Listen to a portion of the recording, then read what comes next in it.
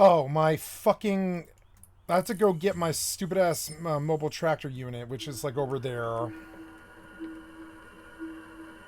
So dumb. Oh, and I also need to fit. I need to fit. Or, I don't Token know, like... request Does it accepted. really matter? I don't know. There's a lot of sites here.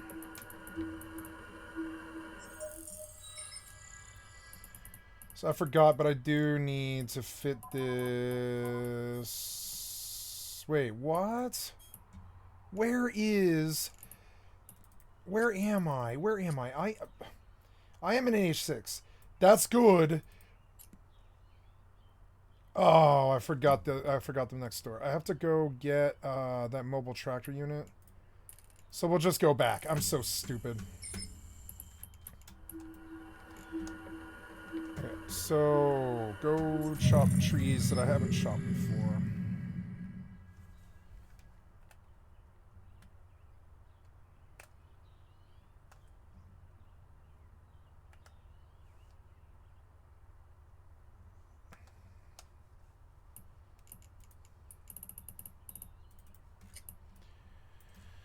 So, gotta go next door to Shintot Warp drive and active. get my goddamn mobile tractor unit, and then come back, and also have to land where that ibis is, and get my fucking afterburner. I'm so scatterbrained. It's so annoying. I should not be out in low sec doing this. Whatever.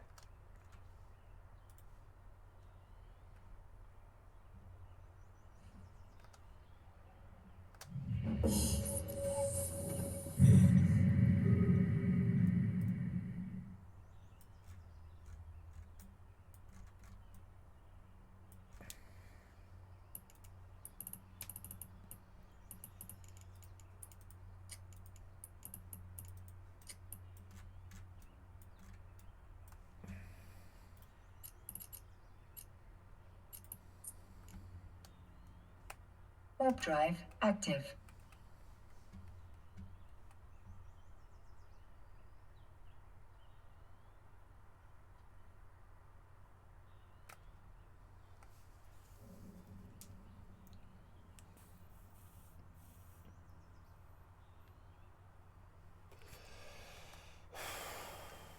I don't really understand. My strength has not gone down. What else would have affected this? If anything, my wood chopping skill has Token gone up. request accepted. Murder count timer. Time again for your freedom for one murder. If you get more murders, some of those time reset.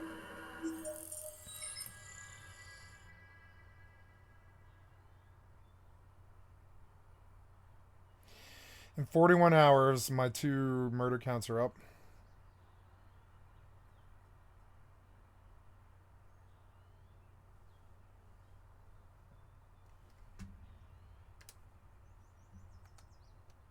So, I came here because in this ibis is 2 afterburners.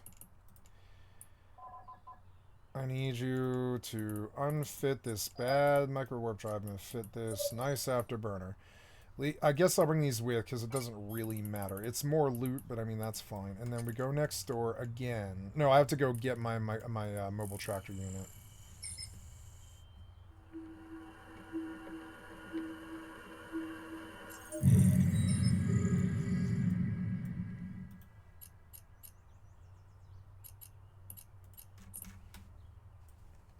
Warp drive active. I'm gonna go drop this wood because it is like 20 gold or something, which isn't much.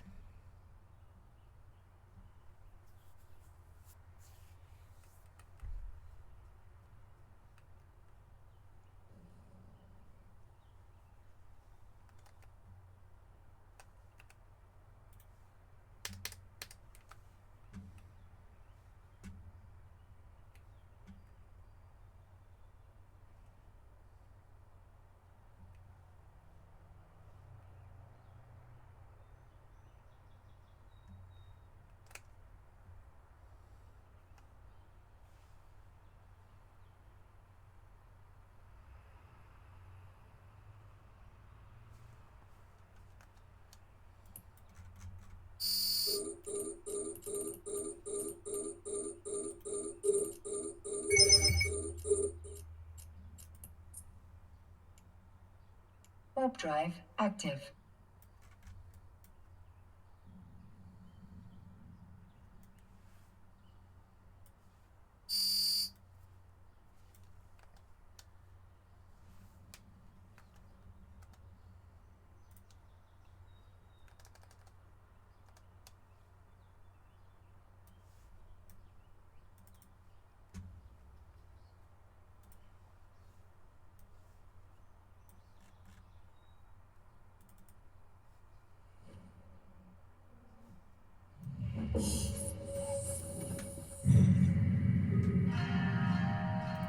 Okay, so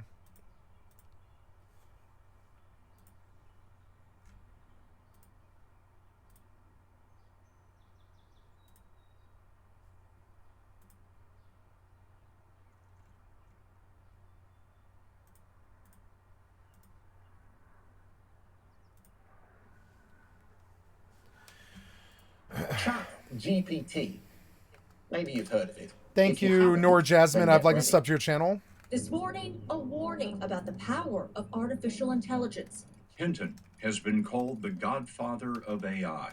He says that AI systems may be more intelligent than we know, and there's a chance the machines could take over.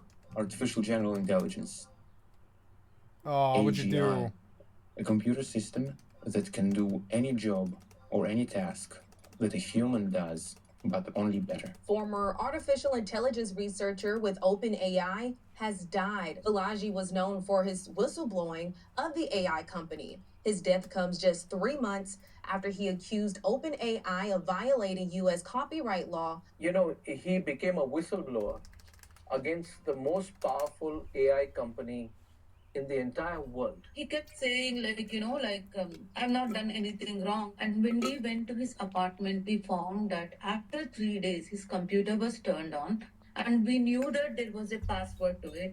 How were they able to get access to his desktop? We're inside OpenAI. Is it going to save us or destroy us? Let's go find out.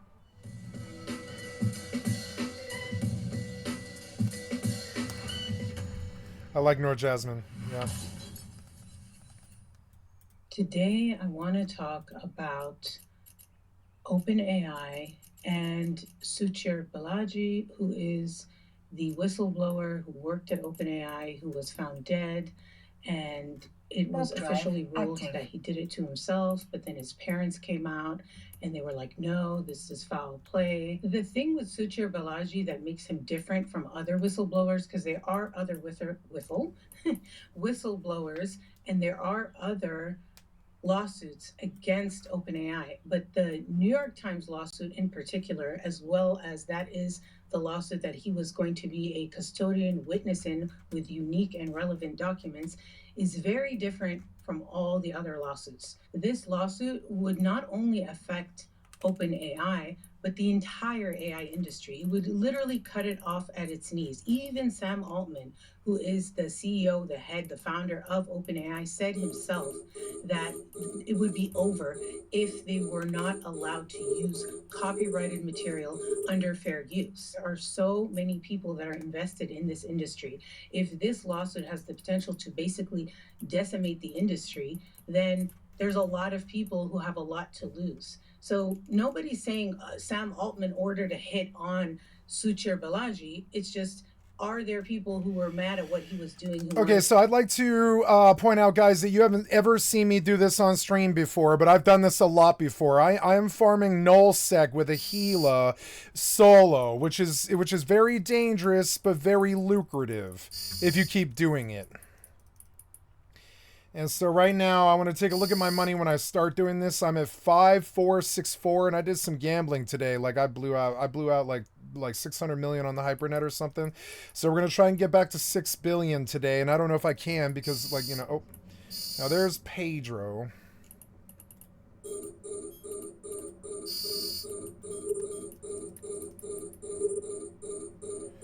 There, this is much better.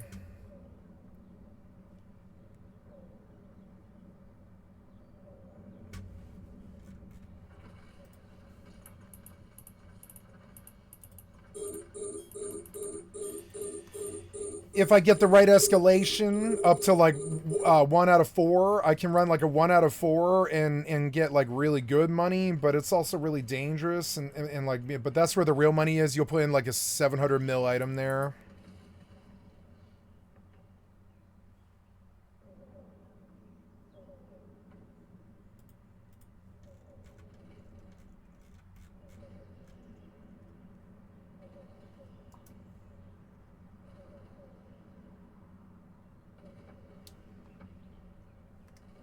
Yeah, this game is intensive now. They're like definitely raising the graphics on it and stuff.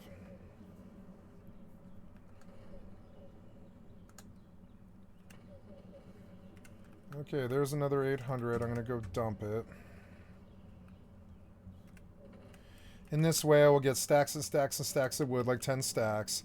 And then I'll sell it all out for 800. And when I have 1,600 gold, it's not going to feel that bad to just throw 300 at the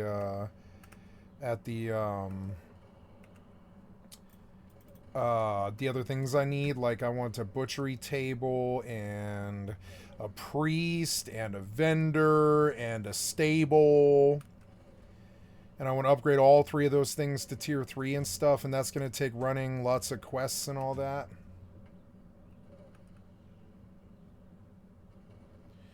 And as soon as I'm finished with all of this, they're going to launch the North American servers, which is so dumb. So then, you know, and then I'll just start over. But that's okay. It's all progress and practice. And, you know, and maybe I let all this decay. I don't know. I'll move it all to like the night before North American servers launch. I'll just move all of this loot to the bank, and I'll stuff bags in the bank and all this loot. I can't fit all this loot. I just have to buy bags to do it. I'll stuff all this loot in the bank and for Burnham. I'll just leave this server. I'll just leave this server. I'll just leave it in the bank. It won't go anywhere for years and years, probably decades. It'll just sit there in the bank, and if I ever come back here, I'll have it here.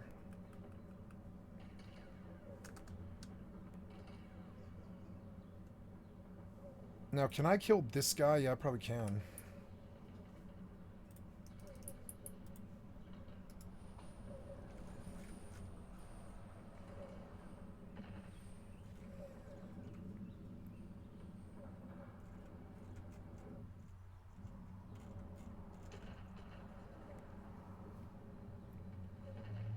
I like the drone's eye view. I don't know if I would be doing this if I didn't have it. I need some sense of the fucking combat, and the drone really is the only one that has any real one. I mean, real, like, you know, I don't know, missile ships can't really get in all aggro like this, but the drone is super aggro, and it actually feels like it's part of the fucking battle or whatever.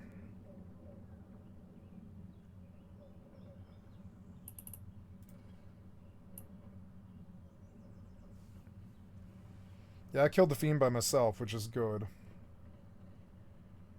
So right now, like, you'll see like a 23 million payment come in, and so then you start chaining them. You start chaining them like all fucking day, and you look up and like 500 mil has gone by, and you're like, what? Like, I have made 500 million today. And I think it's good for whatever faction this is. I think I even build faction rep with Galente for doing this or whatever. I think there's a lot of reasons to do this. The loot can be really good. Sometimes the loot it can be really, really good. I really should bring a... if they're going to let me do this, and it looks like they probably are, look, I can just sit here and monitor local all day and just alt-tab and let the drones fucking kill this shit. Who cares? Here's 3 hostiles. Look, there's 5 waves. Jeez. Can't see the drone. There we go.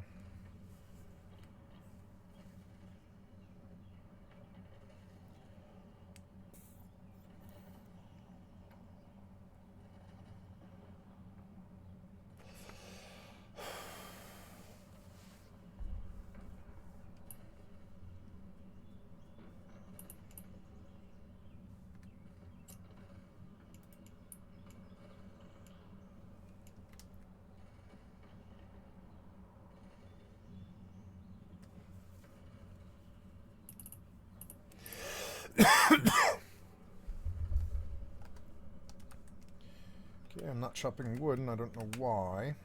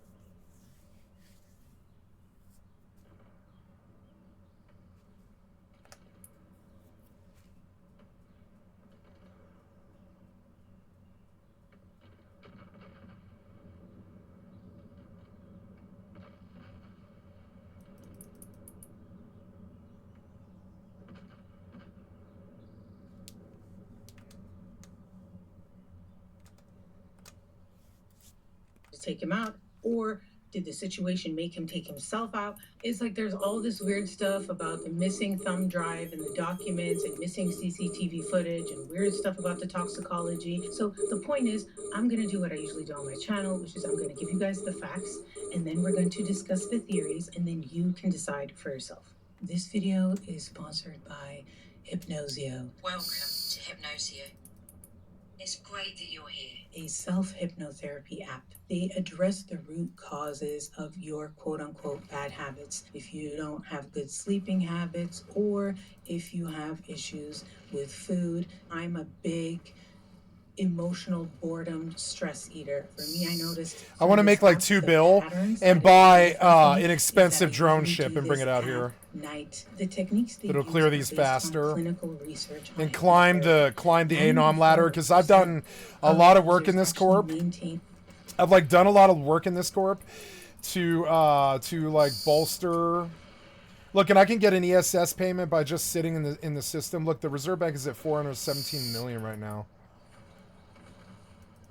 So in 2 hours, a big payment goes out, and it's split out by however many people are here. You can make so much money by being out here. And I've done a lot of work to afford the right to be out here. And I knew I was going to move to nullsec. I knew I wouldn't be doing it for like 15 months. But here we are. I'm moving to fucking nullsec. And so when I'm busy, I'll daylight. Oops. Ooh, lossless.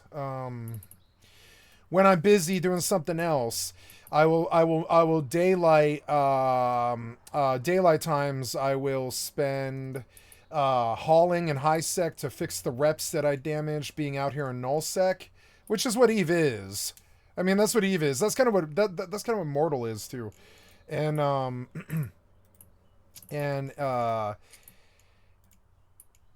unseen item from a ship tree. What, the Baba Roga or whatever? Hurry up, you. God damn. I don't know. My frames are garbage for some reason. Maybe I need to reformat. I don't know. Oh, no, I'm installing something. Right. I'm installing something on my C drive. So, of course, my frames are garbage. It's like, nah, it's busy right now. The poor CPU is overloaded. It's doing fine. It's doing fine.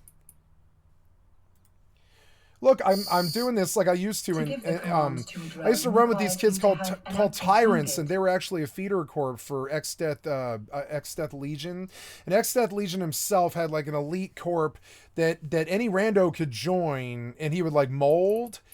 But like, you know, it was his inner circle, and they were all like exclusive, and they were renting, and they were learning nullsec and stuff. But they were also like part of the Northern Lights coalition. Then over like a 10-year period, they became a very strong force in Eve called X-Death something or another. I forget the name of it.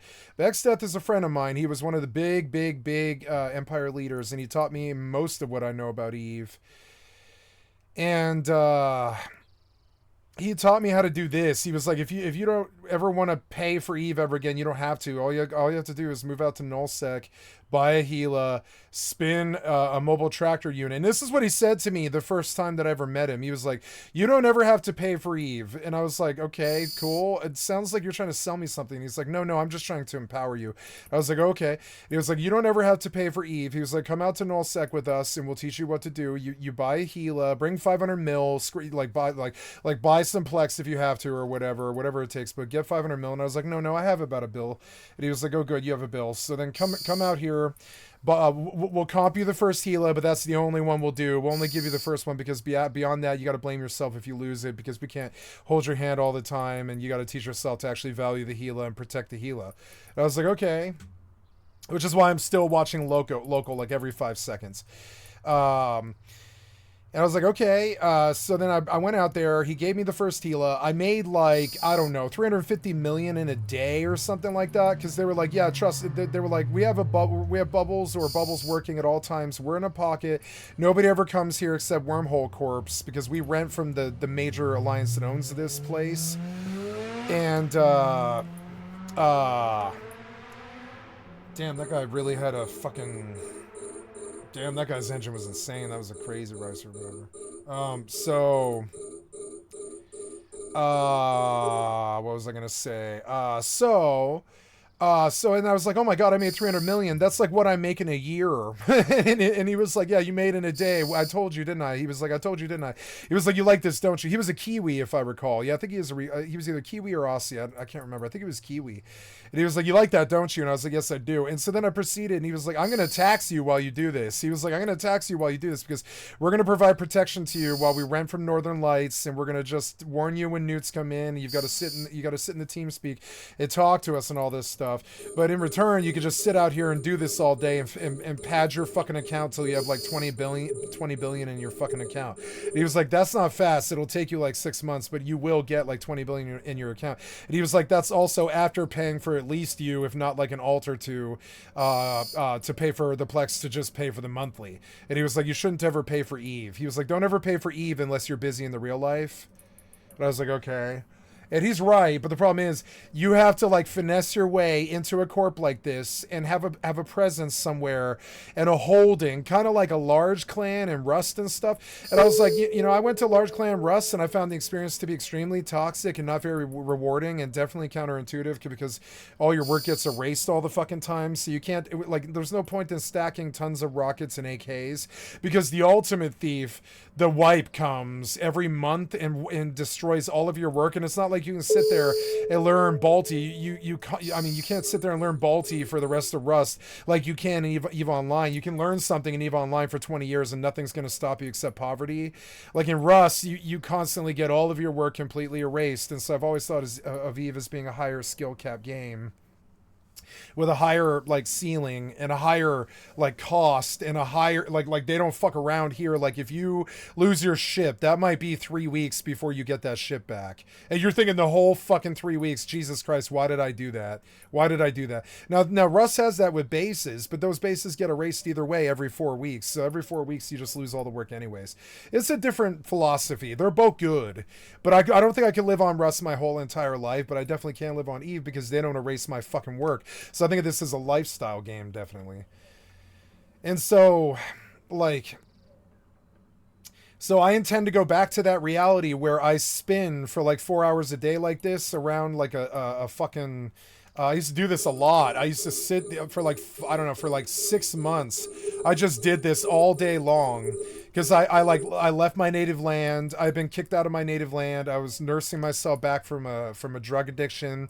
I was living on the West Coast. I was chasing this girl that lived in Alaska, but she was like younger. She was like, I don't know, she was like 27 and I was like 35. So she was like, you know, hard to chase. She was younger and a little bit crazier, and she liked heroin, and she was a problem, but she was a beautiful, beautiful girl, and I liked her quite a lot. And so I was just like chasing this girl, and I lived in my friend's house for like it was like 9 months, but I only played Eve for like 6.5 or something before I just left the corp. I was like the fucking paranoia all the fucking time. Now this was a pocket. Like if you're like a Dread Holdings corp in like nullsec Eve, I can describe the fucking phenomenon because I've lived it. But I mean, like, you know, and only for 6 months, I'm not an expert at it, but I did live it for 6 months, like every day, all day for 14 hours a day. For like 6 months, I was there doing nothing else. I was house sitting. So I was just there on the fucking on the TeamSpeak for like 14 hours a day for like, I don't know, it was solid. It was like 5.5 months or something like that. And then one day I like left the TeamSpeak and I left the corp and I didn't even say anything. And I got this frantic message from XDeath being like, what's going on? Where are you going? You're leaving corp? And I'm like, yeah, I'm leaving corp. And he's like, why?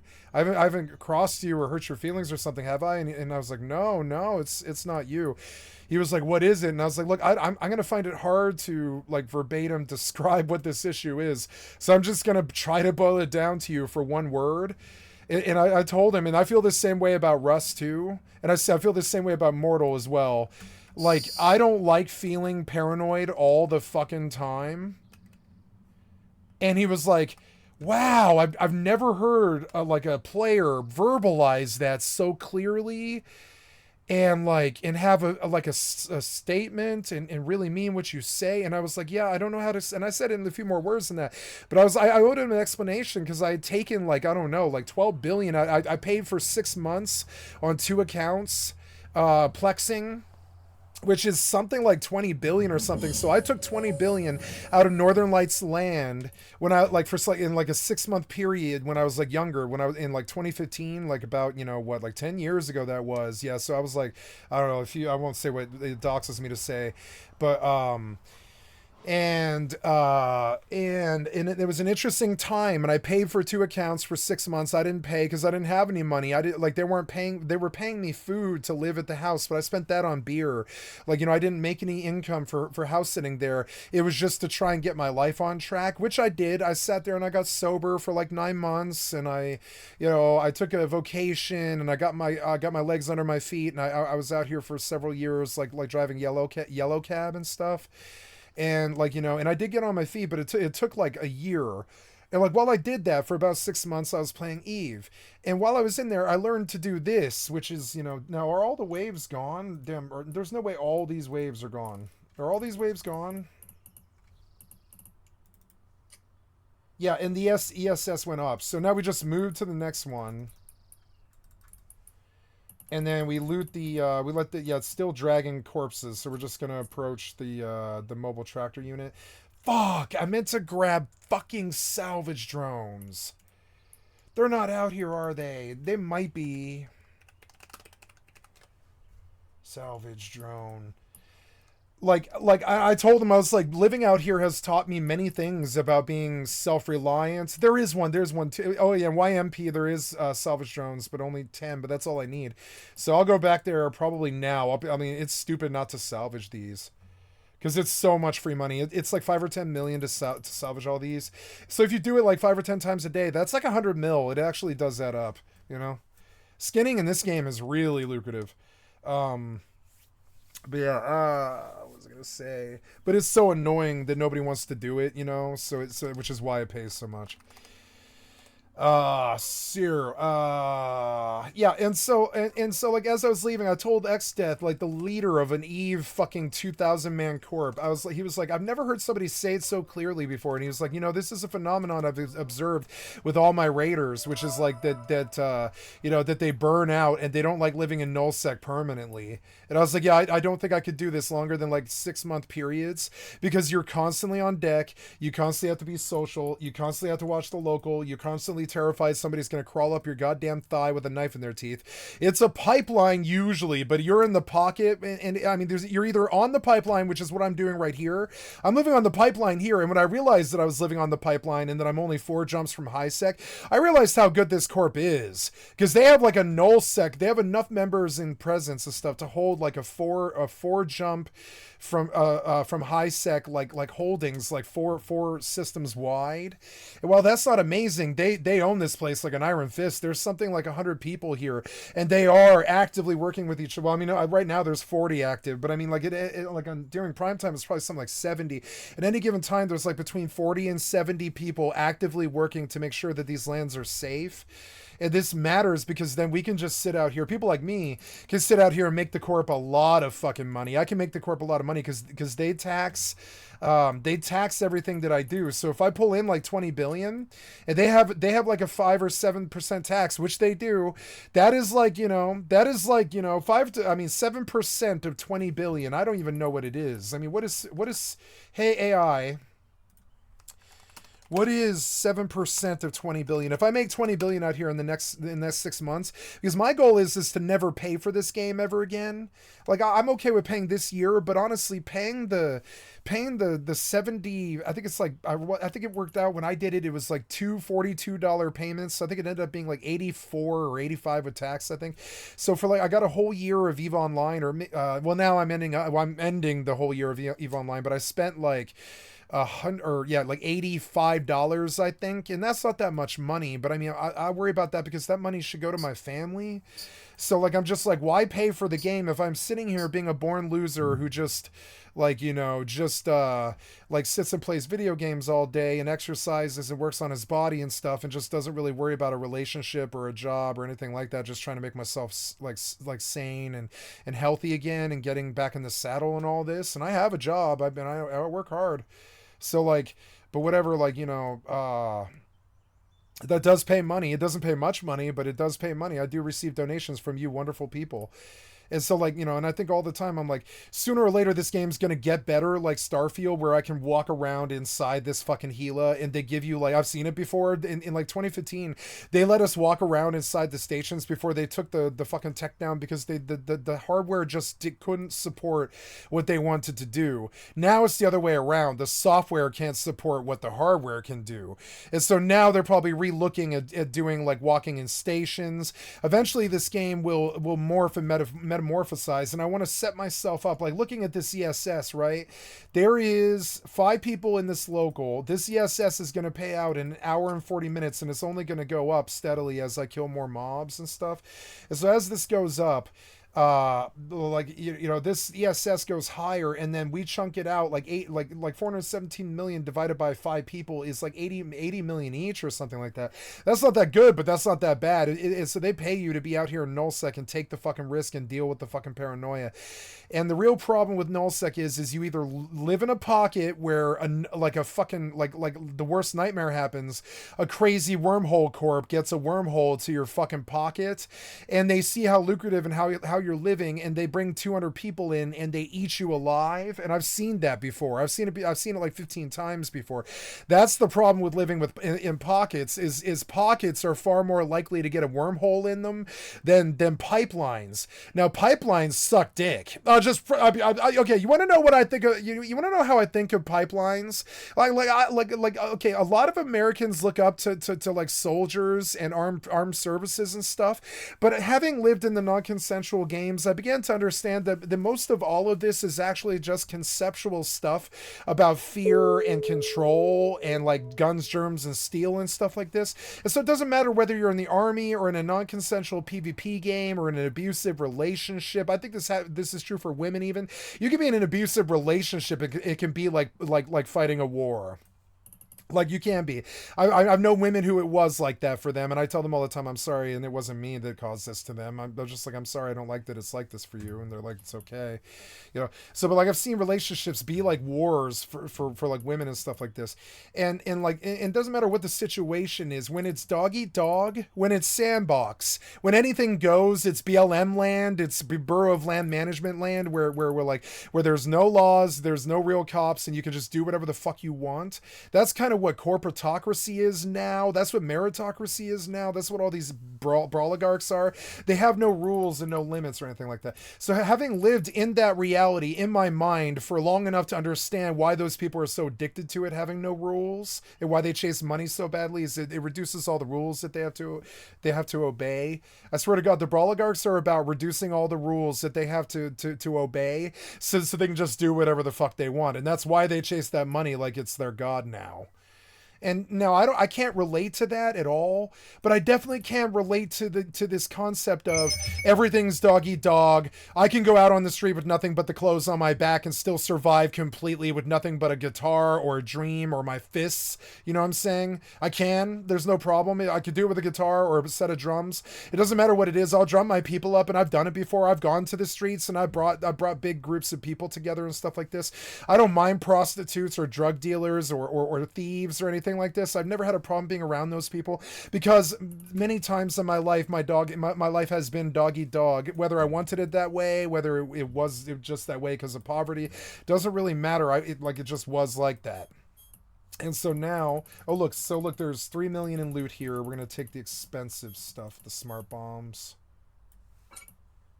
Not enough space. Okay. Well, I mean, I don't know. I could bring a Noctis out here. It appears that I probably should. So I will, I'll mark this cargo container. And I want you to, in 2 days I want this to disappear, but I don't want it to disappear today. We're gonna go buy a Noctis and scout and bring it through. After doing this, I realized how bad I need a Noctis here. And look, they have all these wonderful Fortisars out here for me, like H6 Gatekeeper. What's the best? What's the most used? Miners go mine. H6 Gatekeeper, Foodazar, Astrahos. I think it's Gatekeeper. Yeah, I think we go to Gatekeeper. I'm gonna save this location. HQ and H6, right?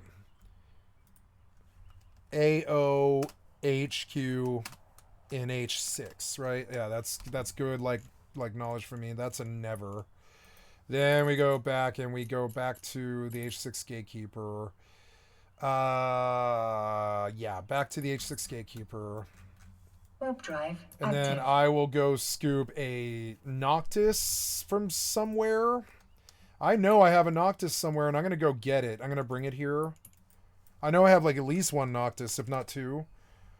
Yeah, I got at least two. Yeah. Oh, no, that's a blueprint in Jita. But no, I do. I have a Noct in Fontainen. That's 23 jumps away, which is not that bad. I could do a 46-round jump, which isn't that much. But, I don't know. Fontainen, I could skip about 20 jumps by just detonating here. Docking request accepted. I forgot, and I think I screwed up jump clones, and I erased... No, I'm okay. No, I'm okay. No, we're okay. We're okay. I did it fine. Let's put a jump clone here, if I can. I don't know if I can. Can we put a jump clone here? I'm full, aren't I? No, I'm not full. I've destroyed one. There we go. Sweet, we can. So, let's go get my Noctis, which means leaving this ship. I've got to monitor and make sure I don't have any Augs, which I do. I have Augs here. So, let's jump to the dead clone. Yep. And I'm going to detonate. I'm going to go back to Jita. I'm going to get my Noctis. I'm going to ensure, and I'm going to travel all the way the fuck out here. I don't know. That doesn't sound that safe to me, so I'm going to pay attention while I do it, but whatever. No, don't log me. Don't log me. I'm getting like 2,000 bits, and I realize that I could like chop with a more efficient character, but I'm wandered a bit, have I? Yeah. I have 2,000. I'm getting like 2,000 wood a pole, and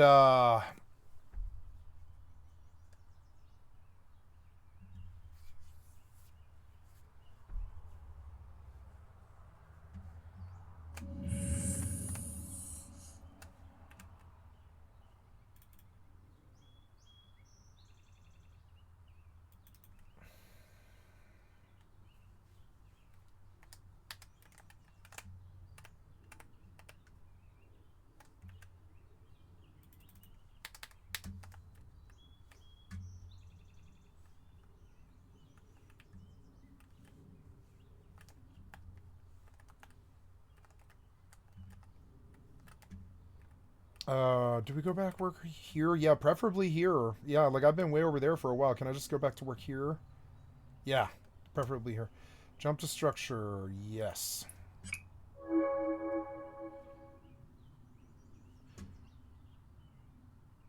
And I said I would move to Nullsec this year. I said I would do it in the summer, didn't I? I am very planned. Like you know, it's weird. Like I can tell you what I'm gonna do in 15 months. I can definitely tell you what I'm gonna be doing on the day, pretty much in 15 months. But I don't know what I'm doing in my personal life at all. I have no fucking idea. The real life doesn't really apply to me. It's fucking dumb. I have a presence there, and I have many friends, and I'm very proud of my presence here and all my friends and everything, you know. But like, I don't have a real life. I've never been like that. I don't really base my fucking reality around that time schedule. It's an unfortunate thing. It's like being a Borg or something. It's about as different as being like a gay person or like a quadriplegic or something like that. You are like this technologically advanced, like entirely online, interminably online video gamer, or I am anyways. And like, and that is not normal. And like, and I can tell you what I'm going to be doing on the games in 15 months, which is hanging out in a Keepstar, like probably a couple of systems from here, rocking some crazy Marauder. In 15 months, I'm going to tell you exactly. I'm going to be rocking the craziest drone Marauder out here, and watching that local like it's the reading that local like it's the Bible, you know. And I can tell you that's where I'm going to be in 15 months. But in my personal life, I don't know if I'm going to have my home in 15 months. I don't know if my family's going to be alive. I don't know if my friends will ever speak to me, or if my aunt will ever speak to me. I don't know if my country's going to still be here. I don't know. Like, it's weird. Like, I have no certainty in the fucking real life whatsoever. But I know exactly to the day what I'm going to be doing on motherfucking June 4th or not June 4th, but it'll be what is it? It'll be June, July, August. It'll be, so I can tell you what I'm going to be doing on September 4th in 15 months. I can tell you exactly what I'm going to be doing, but I don't know what the fuck's going to happen in the real world. And that's one of the reasons why I just don't really pay attention to it very much anymore. I mean, I do. I pay attention to the politics and the things that I'm expected to do as a good voting American, and I do pay attention to the stuff that might affect my family, and I try to protect them, make sure I can somehow get money without violating disability rules or anything like this, whatever I can do, to make sure that my family gets a better time out of this, whatever. But like, it is still like this weird thing where it's like I can set my clock 15 months from now to tell you what I'll be doing on June 4th, and not June 4th, but September 4th, 2026. But unless my country dies or something like that. So so overall, so it's weird. Like I can set my clock and I know what'll happen in years and years from now. And I'm like an oracle. I know exactly where I'm going to be and what I'm going to be doing. I don't know what games will hit, but I know what I'll be doing on the games that'll still be here. And it's weird because I have nothing but certainty about my online life. I know exactly what it's going to be. I don't know what the surprises are going to be, but I know what my interests are, where I'm going to spend my time, and what I'm going to be doing. And that's, it's weird. I would love to trade that certainty for the real life, but I've never had that. I wasn't built that way. I am like Major Kitsuragi in Ghost in the Shell. I kind of want to do a character study of Major Kitsuragi. It was somebody who initially was a human, loses her family by the age of like 43, if I remember the whole kids. And we're going to go do the deep dive lore of Ghost in the Shell and Major Kitsuragi. But she was like this lady who was a detective. And as I recall, they like kill her. In the manga, I believe they kill her in the geisha murders, but that's too violent for the anime. So in the anime, I don't think they ever explain what her origin story is. They're just like, she was a ghost in the shell who just eventually just left the world for the net. And I could tell you what my life stream is now. I would like to leave my body and go to the net. Just probably like Elon Musk and Grimes and stuff. It's weird. I have that same desire. It would take unlimited money, like unlimited money, like pretty much unlimited money to make that dream a reality. But I don't think you could make it a reality. How the fuck do you transplant a living being's organism to a fucking like a shell, like a ghost in the shell? I don't think you can, but it is my dream. It is my fucking dream, because like there will be this point here coming up, like this event horizon, like 20, 25 years from now, something, who knows when it'll be. But I don't know. It could be any time, could be now, could be 25 years from now, but at some point, like all connections to this human plane will be gone for me, short of the friends that I make in the meantime. They like, my connections won't be gone, but my desire to have any connections will be gone. And so at that point, you might as well like lock me up in a fucking like metal shell, transfer my consciousness using like biochips and stuff like this to some kind of spaceship or something like that, and I'll be Flight of the Navigator for living human beings for the rest of my life. I'm willing to do something crazy like this because my life here wasn't that good. My treatment from the humanity was not that good. My government and my people did not treat me that good. I'm sorry, but the treatment hasn't been that good. I think you guys have your head up your fucking ass about how negative this experience actually was. Look at the goddamn suicide rate. It's not been that fun to fucking live here. So unless that changes, I would prefer to just transfer my like essence to a new shell and just like live like forever on the net trying to be this MMO lifestyle person, I don't really value who I am or my body or my soul or my mind. When the spirit is so digital, the body acts this way. That's Marilyn Manson, by the way. But I mean, it doesn't matter like what you do. Your consciousness still ends after like 100 years. I think that's the overall quote unquote God's plan or whatever. You can't really violate that, but I can make the remaining 60 years that I've got here at least comfortable enough that I still want to be here, because it hasn't been that fun. I don't really, besides the games, I don't really want to be here. I've seen enough rape and pain and torture and murder and suicide and problems and deprivation and drug addictions and overdoses and problems and poverty and racism and sexism and classism. It's just all problems. So I just try to remain, I try to, all I ever wanted to was the world to let me live my own life. So I just, and that's Long Beach Dub All Stars, right? I just try and live my own life. I try to remain happy in a time of deep anger and sorrow. I think it's kind of weird. It's like we're like losing everything we value. And I don't know, I try not to be doomer about it. And I try to put the smile on, and I try to dream of a time when the lack of any legacy won't be a problem for me anymore because I'm just some ghost in the shell. I don't have a legacy of any fucking kind whatsoever. I know my mother's been freaking out about that too. But yeah, I don't have a legacy. I didn't leave anything for my mother, like a grandchild or anything like that. So I have like no legacy. But in my experience, that's what mankind is now. They're out to destroy anything that is legacy. From our family values to our traditions to our money to our happiness to our happiness index, anything, whatever it is, that is what these fucking whales are after. They're here to essentially like make it so unhappy that nobody wants to be here. It's stupid. Like, maybe I'm dumb or maybe I'm just happy, but I try to be happy regardless of like why.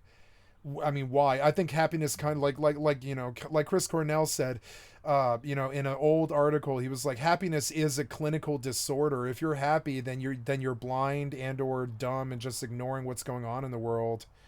And so, so all the time I just blissfully try to remember a time when I could do heroin and methamphetamine with freedom without having people judge me, or a time when I could just do drugs and nobody gave a fuck, or like a time when I wasn't thrown in jail for doing such things or anything like this. I try to remember a better time, and I just live in that happy place because it's in my mind. It's the only place that place survives anymore. It's in my mind. So, and I can tell you what I'm going to be doing in 15 months online, but in the real life, I'm very surprised when I don't lose my family and my country, my home, my life, and all of my money, which is not much. I would say that's what, like $350 or something like that. About $350. It's about $350 is all they ever gave me or whatever. So yeah, so like, so yeah, or not gave me, but whatever you want to call it. Like they only ever let a certain amount of money go to me in my whole life. Everyone I ever met was resistant to it, even my parents and stuff, because they know I'm a lost cause. There's no reason to spend any money on me, So, like, so it's just weird. So the resentment builds, but I don't like resentment or anger, so I just combat that instead of battling the people who brought us to this fucking place, because I know what they'll do. They'll fucking kill me. So now I just think about it. I'm like, like, I don't know. Like, I can tell you what I'm doing in 15 months in the games, but I don't even know if I'm going to be alive in 15 months in the real world. So I just live for the games, I just live for the games. And it's not that I'm doomer. It's that, like, you have, if you want to be happy in this life, you have to work to put a smile on. In weight loss results compared to the control. That's Hobson, and that did change me when I heard it. But I mean, yeah, if you, like, life is a natural hell, and you have to work to put a smile on, and that's the work that I'm doing. That is the work that I'm doing. Hobson changed me. I think he is actually close to my favorite rapper now. I think it's like Yellow Wolf and then Hobson, and they've done some work together, which doesn't surprise me. And Tech Nine and all these people that I really like, they've done work with each other, like Ritz and all this stuff. They've done good work with each other because they're good rappers. They're actually like really good rappers. They actually are. They talk about deep stuff like this. Like Hobson taught me several really deep things. Like, one is, if you don't set yourself up with a higher skill, like for me, it's video games, and that sucks for my family and my friends and everybody around me that is video games, because they don't pay you to play video games unless you also become a superstar on the media too. So yeah, they'll pay you to be a media mogul, but they won't pay you to be a video game player. No, they'll chase you across the land and seize your bank account and fucking throw you in jail. Yeah, but they won't, but they won't let you make a living as a video game player. They won't let you do that. So I just try and do it anyways. That's what I try and strive for all of my goddamn life. And hey, if I make, right now I think it's like I don't know. I don't even know. It's like I don't even know how much money it is. It's not much. It's like $300 a year or something like that. I don't really know. I don't count it. I don't know, $700 a year. Sometimes it's better when I have like 20 subs and stuff like that. Sometimes it's less when I have like 3. But I mean, like, it doesn't matter. I'm just going to keep going, and I prove to the world that I can make money doing what it is that I love, despite all of that, all of the barriers that the government set, all of the barriers that the people set, all of the judgment that people gave me. You know, like my family has always been supportive, so I can't point the finger at them ever. But like everybody else, you know, everybody the fuck else made it so fucking difficult. Like EVE Online just did a thing about Marquee Dragon, EVE Online Community Spotlight, right? But you got to remember, this guy sold WoW Gold and EverQuest Plat. And he was the most famous guy to do this. He is my biggest hero. He's the one who thumbed his nose in WoW's and the U.S. government's face and Interpol's face and all the shitheads of the fucking useless-ass world who make it impossible for MMO players to make money doing what they're going to spend their entire lives doing anyways, like literally lean on us with their piece of shit fascist cocksucker laws. And so, like, yeah, and so remember that they just did a community spotlight about fucking a Marquee Dragon, right? But remember, the man made $10 million in 5 months in 1996 off of Ultima Online RMT. And then he made like another 10 million off of World of Warcraft, and they fucking came after him. They chased him across the land with Interpol. They froze his goddamn bank accounts. This is my biggest hero, by the way. They froze his goddamn bank accounts, and they stole all his money. Now, they didn't imprison him because they couldn't prove that he was violating laws because his LLC was an international entity. And so he kind of thumbed his but he pissed off the U.S. government, and they did lean on him for so many years. There's a reason why Marquee Dragon doesn't ever smile. I don't know if you guys have ever seen him. He is my biggest hero, more so than Kurt Cobain or something. My hero is fat and old and bald, and he's not a loser, but he's definitely probably the greatest MMO player that's ever lived. And so yeah, my there goes my hero, like Foo Fighters and stuff. My greatest hero is a fat 67-year-old bald white man with a fucking crazy beard. I'll pull him. His name is Marquee Dragon. But I mean, Interpol did chase this man. I tell my mother all the time, my job's illegal, and she can't seem to fucking, like, that nobody can ever seem to grasp that my job is more illegal than prostitution and selling drugs. But I mean, it is actually more illegal than prostitution and selling drugs for no reason. It's never caused a death. It's not like drugs that cause like some overdose death or something. Like selling online gaming currency has never harmed anybody, but it is more illegal than selling cocaine or fucking like selling like child porn or something like that. It's insane. So like this guy, he finally found a way to do it legally, which is what he brokered a deal with EVE Online. So they gave him a EVE Online community spotlight just yesterday, or I think no, they've done this several times, but they did it again today, like yesterday, where they showed an entrepreneur who just kept trying to prove to the world that MMO players should be able to make a living, you know?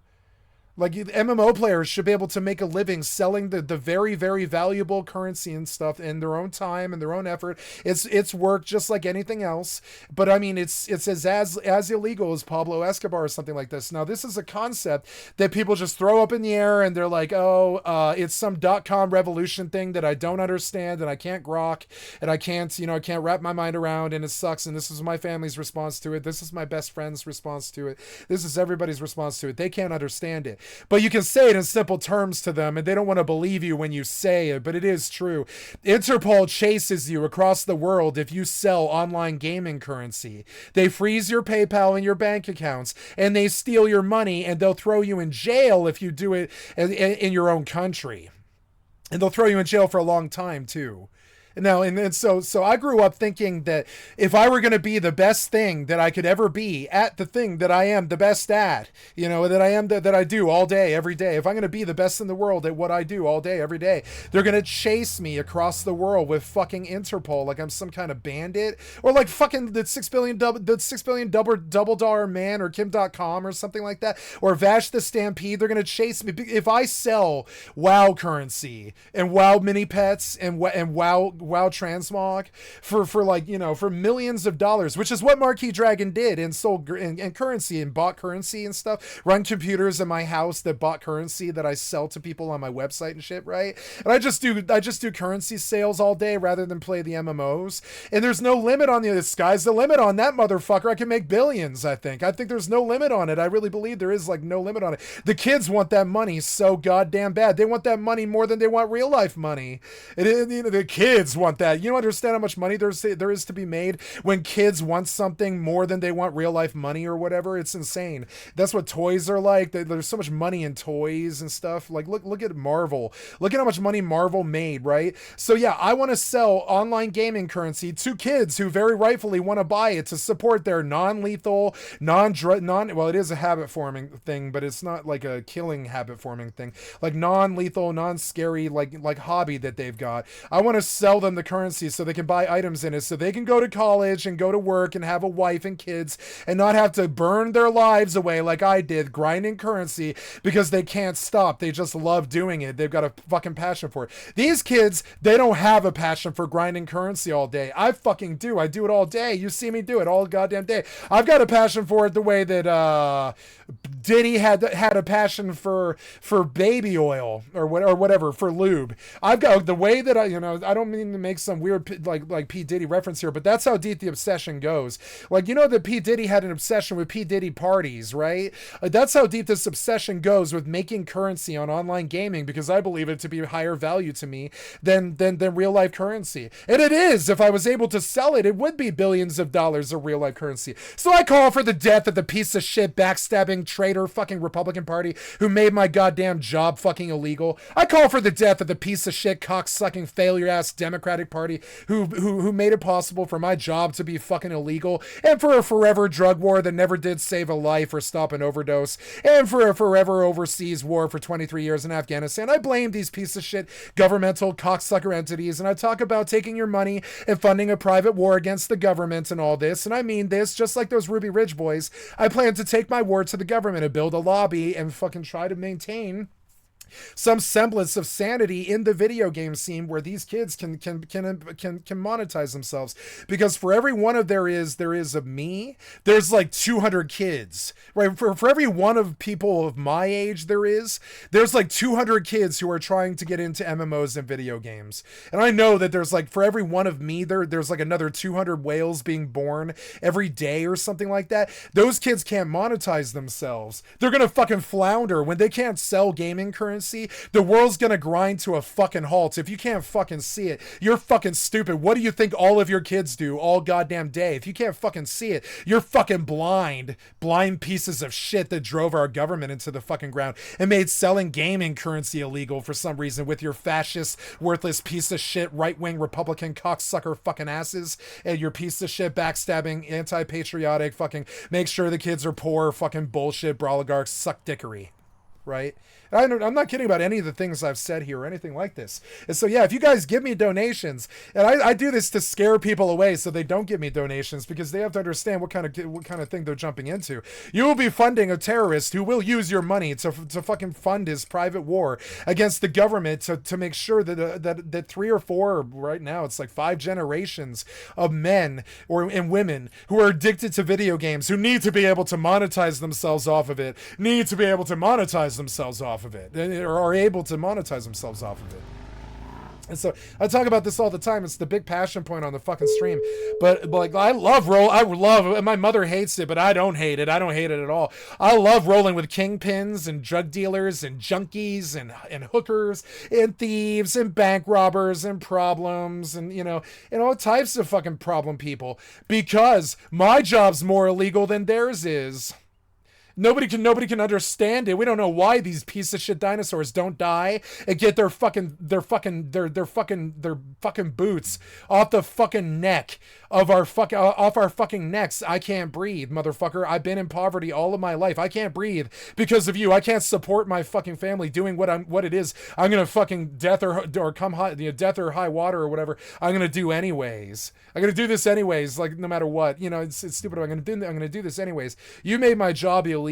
I say fuck you. You're worthless. You ran the government into the fucking ground then. And I pull my support of you entirely. I say, fuck you, you're worthless. I pull I pull the support of the Democratic and Republican Party completely, because they're absolutely running not just America into the ground, but humanity into the fucking ground, with their suppression of drug sales, with their suppression of fucking sex sales, with their suppression of goddamn gaming currency sales, with their suppression of crypto, with their suppression of all the online stuff. And the Chomo stuff they need to stop, yeah. All the rest of it is free trade.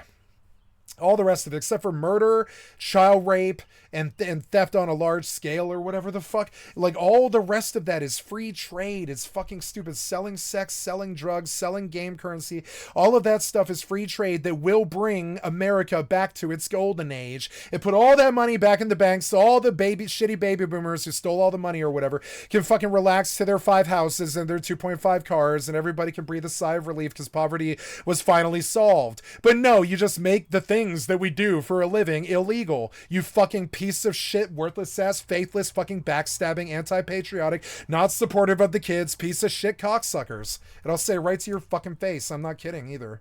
This is why they can't ever have me at a live political event. This is why I can't ever get in the room with a game developer or a politician. You don't want to be in the same fucking room as me, trust me, motherfucker. I'll grill you so fucking hard.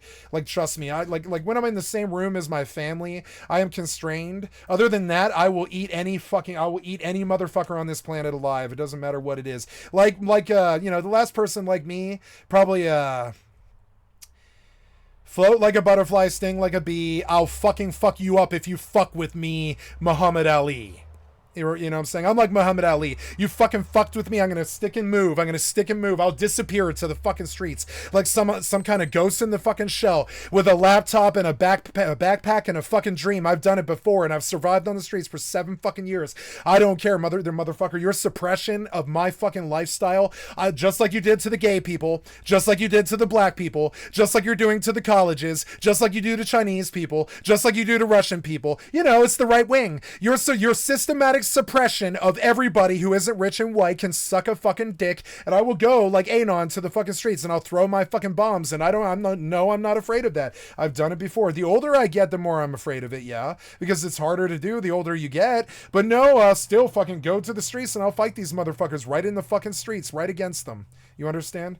Like, I'm the person that they wronged that they shouldn't have. I'm the actual fucking victim who got fucked and spread all of his goddamn life. Solomon Northrop got out of his problem in 17 years. I won't get out of my problem in 85. It's called serfdom, slavery. Fucking, like, online currency sales are illegal. Motherfucker, I get jealous of the slaves. I'd rather take 17 years of physical torture and a resolution and an ending than 85 years of forced poverty by my piece of shit anti-patriotic cocksucker government. That's all I have to say about this. You think I'm fucking kidding? I'm not fucking kidding. Yeah, I'm not fucking kidding. Sooner or later, somebody's going to hear it too. Yeah, the problems that you never even dream of. Yeah, you kind of completely suppressed 3.5 billion gamers from being able to goddamn fucking monetize themselves. How many times do I need to say it to you before the 3.5 billion gamers shit your fucking politics up, shit your money up, steal from you with crypto, take your money out of your bank accounts and all the shitty shit that we do to you? Sooner or later, you're gonna have to fucking listen to us. You suppressed us so bad for goddamn 45 fucking years that we'll just take the money from you at this point. That's what they're doing with this crypto. They're just taking the money from you. They'll take the presidency from you. That's what it is. Criminals will take this presidency from you because you turned your back and you shoved the goddamn spearhead right through the fucking hearts of your fellow Americans and resist and like seriously prevented like 300 million people from being able to do what they do for a living. It's disgusting. From prostitution to fucking drug sales to fucking online currency sales to arms sales to all types of shit. Like, it's called free trade, motherfucker. Get your piece of shit fascism the fuck out of my America now, you piece of shit Republican deep state cocksuckers. Get the fuck out of here with your oligarch whale asses. Get the fuck out of here, Elon Musk. Get the fuck out of here. No, you're not my fucking friend just because you play Diablo 4 or whatever the fucking lie about it. You're not my fucking friend, understand? You stand with them. You stand with the Doge and the government who stabbed me in my goddamn back all my goddamn life. You can suck my fucking dick, motherfucker. Go suppress somebody else. Fascist. So, anyways, moving on to my greatest idol of all time. I think you think I'm kidding? No. And I'll just go off on this spiel, and I'm not kidding. I mean, I'm actually after a while, after you do it for 29 years, I believe it's been now. Yeah, I believe it's been 29 years. I think we counted one day. It's been 29 years a surf. 29 years of fucking surf. I can't, the most money I've ever made off this is $9,000 for I don't know what I'm at now, 200,000 hours or something like that. Why? Because the government says I can't? Well, then I say I can't support the government. How's that? How's that piece of shit government? How about I can't support Republican or Democratic rule any longer? Not if you're going to suppress me anymore. If you suppress me anymore when I talk, if you suppress me anymore with my work, if you suppress me anymore with your shitty drug war, if you suppress me anymore with your shitty war on hookers and poor people, will you suppress me anymore with your war on Backpage and goddamn Craigslist and fucking problems? You suppress me anymore with free speech or free trade or free sales of currency or skins or boosting or any of the shit that you do, I don't support you anymore, and I call for the fucking the full-blown death of the Republican and the Democratic Party in America today. I don't care if you've been worshiping it for 50 fucking years. To me, they're worse than Satan. They're the worst backstabbing shitheads we've ever encountered. We're gonna head to Jeddah. These are people who go out of their way to blow our taxes to make sure that we can't make money. They're piece of shit backstabbing traders. Fuck them. Fuck them and their goddamn terrible trade control bullshit and all their tariffs and all their bullshit they do to make sure that the fucking lower class and the middle class doesn't make any money. Fuck them and their fucking stupid worthless broligarch asses. Yeah. This right here, this stream, this is the real Fight the Oligarchy tour. I get up there, those guys, they just talk, they like drop names and they support some Democratic thing or whatever. I'm gonna get up and actually drum the fucking public together. Fuck the oligarchs, let's tear them from limb to limb. And when they ask me why would you profess to want to tear the broligarchs from limb to limb, I'll say because I faced 29 years as a fucking digital serf. You ever been a serf for 29 fucking years? Nah, you were allowed to do your job. You were allowed to make money. They didn't chase you across the land with Interpol and freeze your goddamn bank account shit. You have any idea what I had to do to make the $9,000 that I currently already made? I had to create 5 different email accounts and do business with somebody overseas, like some kind of terrorist and shit. I had to do an interview and I had to talk to them and shit. Like, do you have any I had to get a check mailed to me from an international fucking entity, a criminal from another country and shit. That's how fucked up it is to try and do business in my own goddamn fucking industry. That, fuck you guys. I'm the one you kicked into the fucking dirt the worst.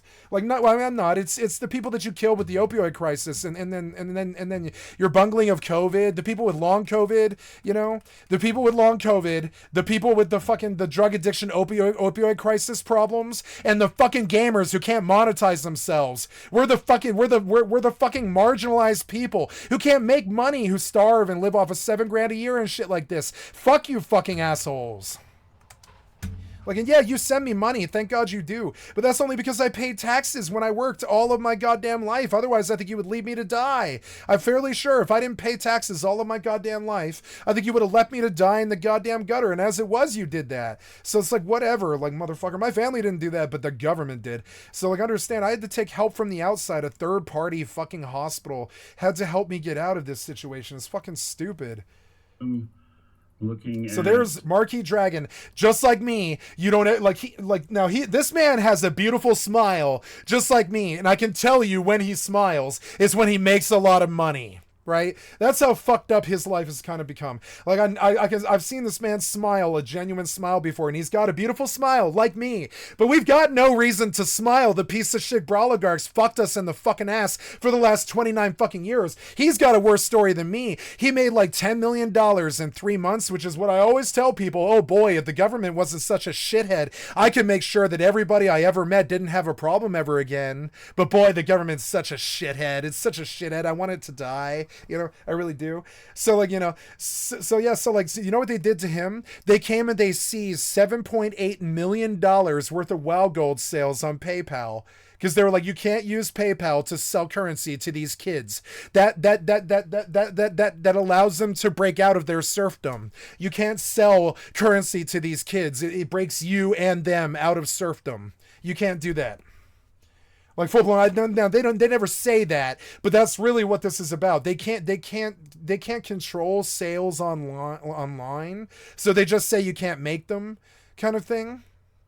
Like, it's very difficult to sell like vehicles and guns and like, you know, drugs and like game currency and all kinds of stuff like that online. We build like deep webs and criminal like chains and stuff of like torrented like onion Tor web like deep web situations to do our business regardless of whatever the fuck the government says. You know, I make fun of Bitcoin all the time. I'm like, that fucking currency that child molesters use.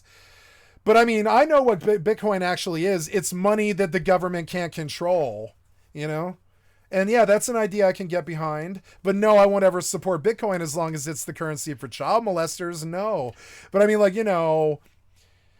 Anyways, so it's like, it's a fucking mess that we have here, and this is because your suppression, and I mean the right wing's goddamn suppression and fucking control, and the left wing goes along with it. Every single time they push a bill, the left wing goes right along with them, and you push this systematic suppression and control of the lower and middle class to the point where the class war has been 29 years for me. 29 years. You know, my mother saw foreign conflicts 55 years of her life.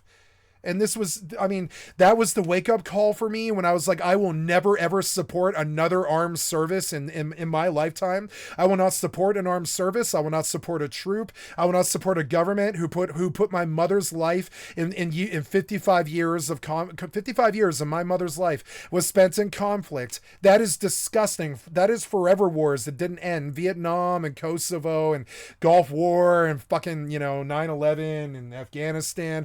55 years of her hopefully 110-year life, right, were spent were spent in conflicts abroad.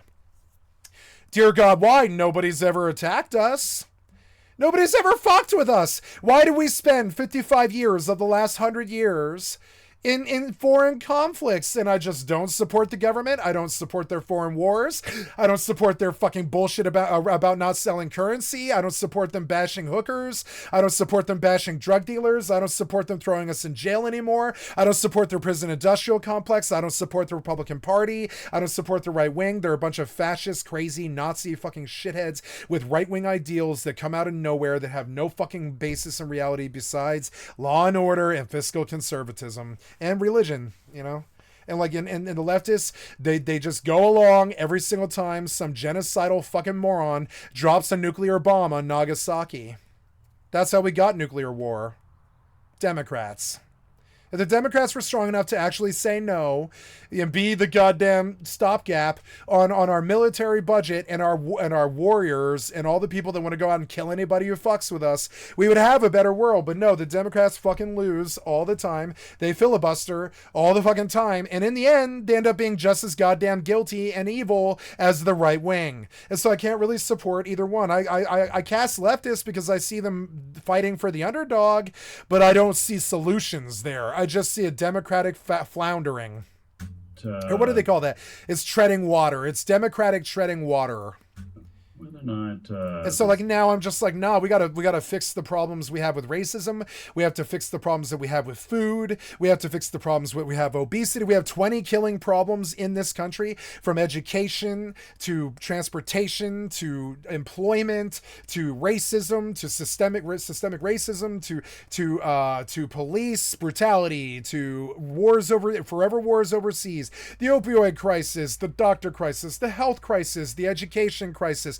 The fact that gamers, 3.5 billion of us, aren't going to make a fucking dollar all of their goddamn lives. And I don't know how else to say it to you. And you'll understand it when I live off of $7,000 for the rest of my goddamn life. There are 3.5 billion gamers who would love to put trillions of dollars of taxes into the government's pockets so we can keep these kids safe and go to the moon.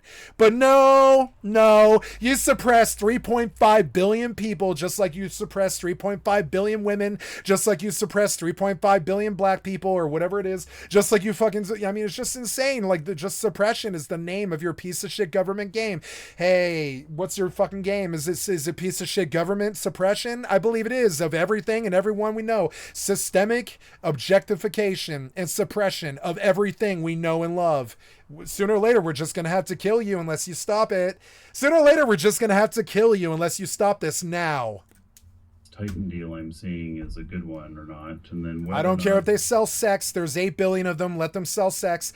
I don't care if they sell drugs. There's 8 billion of them. They're monkeys. Let them sell drugs. Let them smoke drugs. I don't care if they I don't care if they sell Bitcoin. I don't care if they sell currency. We need that money to pay taxes. They are making lots of money doing that. They are not paying taxes while they do it because you made it illegal. You guys are so goddamn dumb. I wouldn't trust you with the governmental job of filling a glass of water. I really don't. I do not trust all of the government combined, all 550 members of our government. I wouldn't trust them to fill a glass of water. They're going to filibuster. They're not going to fill the glass of water. If it comes down to a decision about who gets to fucking fill the glass of water, who gets the honor of filling the glass of water, they're going to filibuster. They're not going to fill the glass of water. They're going to filibuster. I want to. So fuck them. Fuck their stupid ass fucking suppression. Fuck their fucking anti-free trade bullshit. Fuck their tariffs. Fuck their fascism. Fuck the Republican Party. Fuck their religions. Fuck their bullshit. Fuck their religious wars. Fuck their fucking famine and poverty and forced serfdom on 3.5 billion gamers. Fuck all their suppression. Just full blown fuck them. And I'll free myself of it in my mind because I can't get away from it in the real world. It's gone in my mind. You guys don't exist anymore. We're moving to this place in the stars like Starfield where I just sit on my space station and I laugh about how stupid we used to be when you guys were around. That's probably what Elon does too. Fucking stupid. Like, you guys are so stupid. You're so stupid. You like your wars. You like your rape. You like your suppression. You like your systemic objectification of every woman and every other person of color. You like your fucking suppression of gamers. You like your suppression of free trade. It's just suppression. It's all it is. It's fascism. We call you fascists all the time because we know it hurts your feelings because of that fascist that we had last century that you're about to be this century. Oh, poor guy had his feelings hurt because I called him a fascist. But you do systemically fucking objectify and suppress everything and everyone. Isn't that fascism? You are a fascist.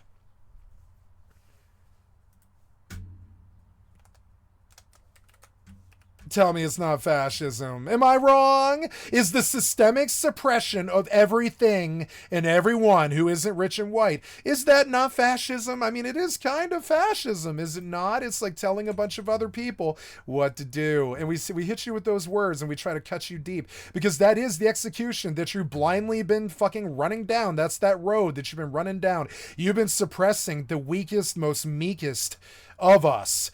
They say this stuff, I'll quote your shitty ass fucking Jewish scripture or Christian thought at you or whatever.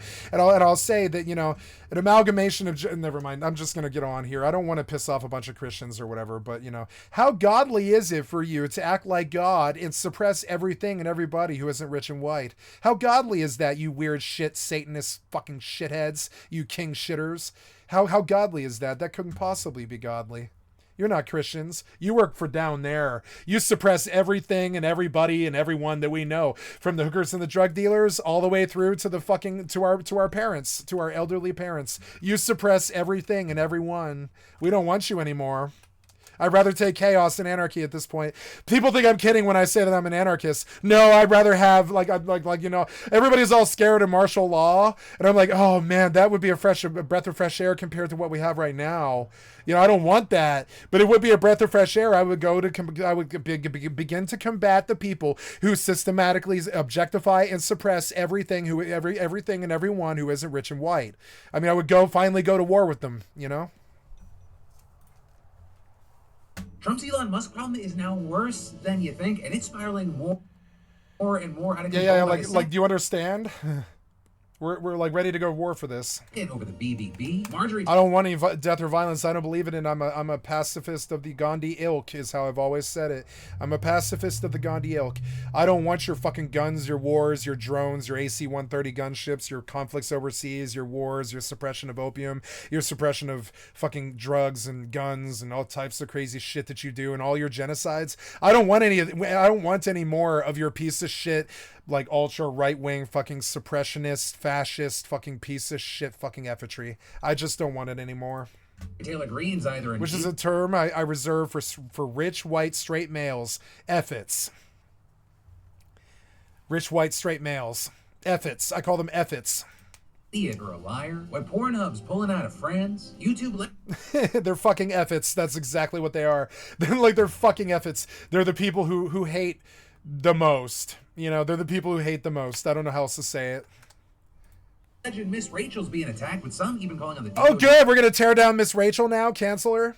To investigate her, but she's standing strong. We just got this stark warning from a Florida weatherman that's got people squirming, and a recent medical mistake turned into an amazing discovery. We're talking about all that and much more. I got a big show for you today on your brand new Philip DeFranco show. You daily dive into the news, starting with this. Trump is facing a mutiny. And funny enough, it's over Trump's so-called big, beautiful bill, and it even includes Republicans who literally already voted for it. Starting with yesterday... I refuse to do another job with passion, because that's admitting that I don't want to be a gamer for life and monetize myself with the many, many millions, well, billions of gamers on the planet who would love to patronize me for the many, many, many, many billions of gold that I've got, and all the property and all the time and all the boosting and the shit that I can do with my skills or anything like that.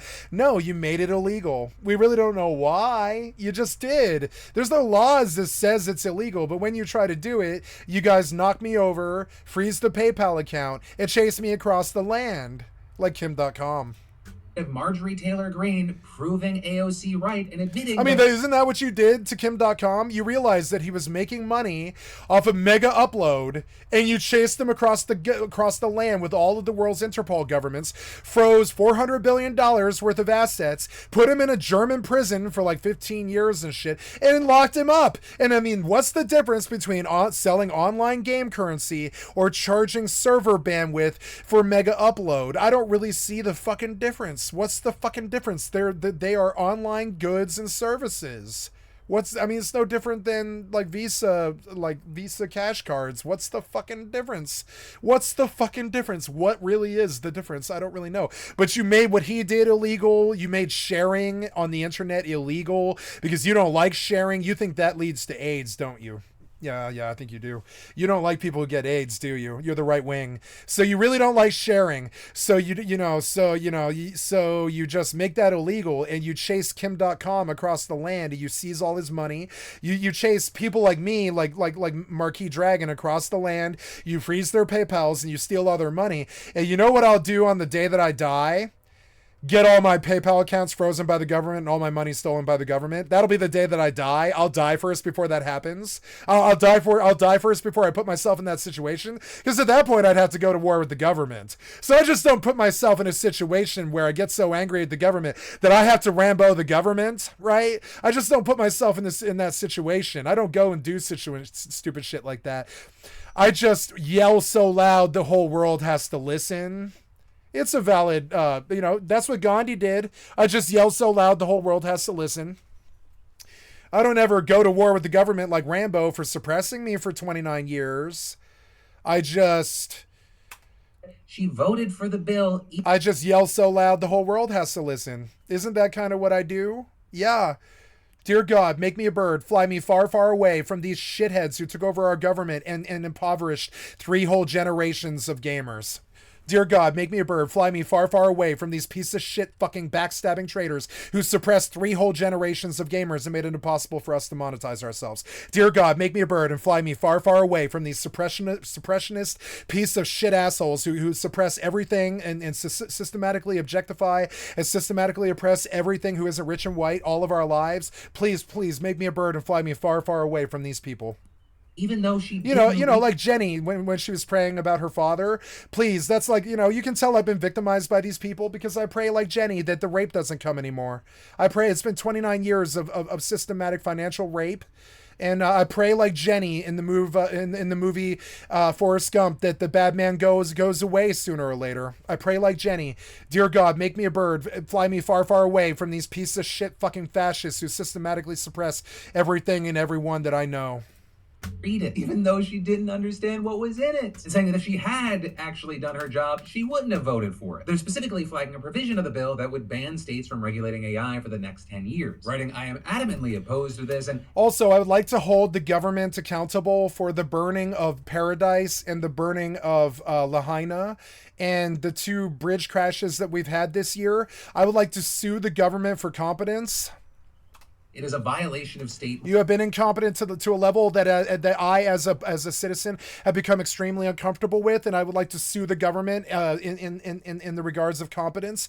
I believe you've been so incompetent that you must get your act together, government, because there's been so much shitty shit in the last fucking year that you got to get your shit together, and the systematic suppression of everything and everyone as you talk about your tribal war and putting your dog down behind it, the fucking quarry and all this stupid ass shit that you talk about in the news rather than leading the people. I kind of call for the death of both of your organizations, your political organizations, because they have not been helping the public. And so I would like to sue the government for competence because paradise burned.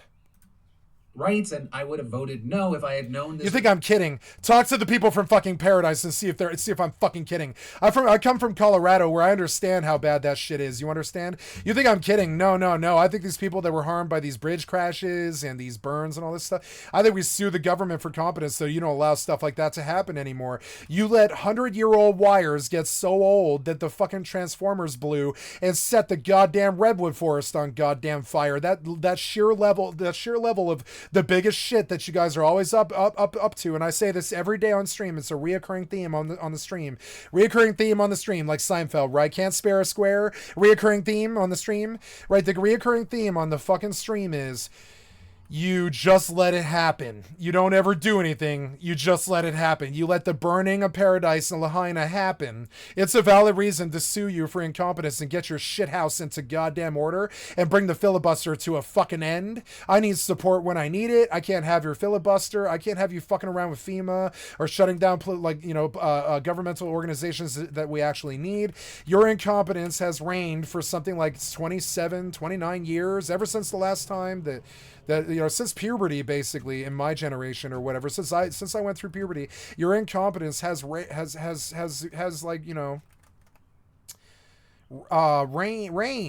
Now, the passing of the guard should have happened when I was 30 years old. I don't think you guys plan on doing it until I'm 75 or something like that. That's sick and weird. And I say death to the Crypt Keepers who have fucked up our government. Consult Joe Biden if you don't believe me. Was in there. Take to death to the Crypt Keepers who have taken over our government and ensure poverty for every lower and middle class person, and frankly, a much more dog-eat-dog fight for all the rich people too. Frankly, Adding, this needs to be stripped out in the Senate when the OBBB comes back to the like House. Like you, Marjorie Taylor Greene, you need to be stripped out of the Senate. Oh, Freudian slip.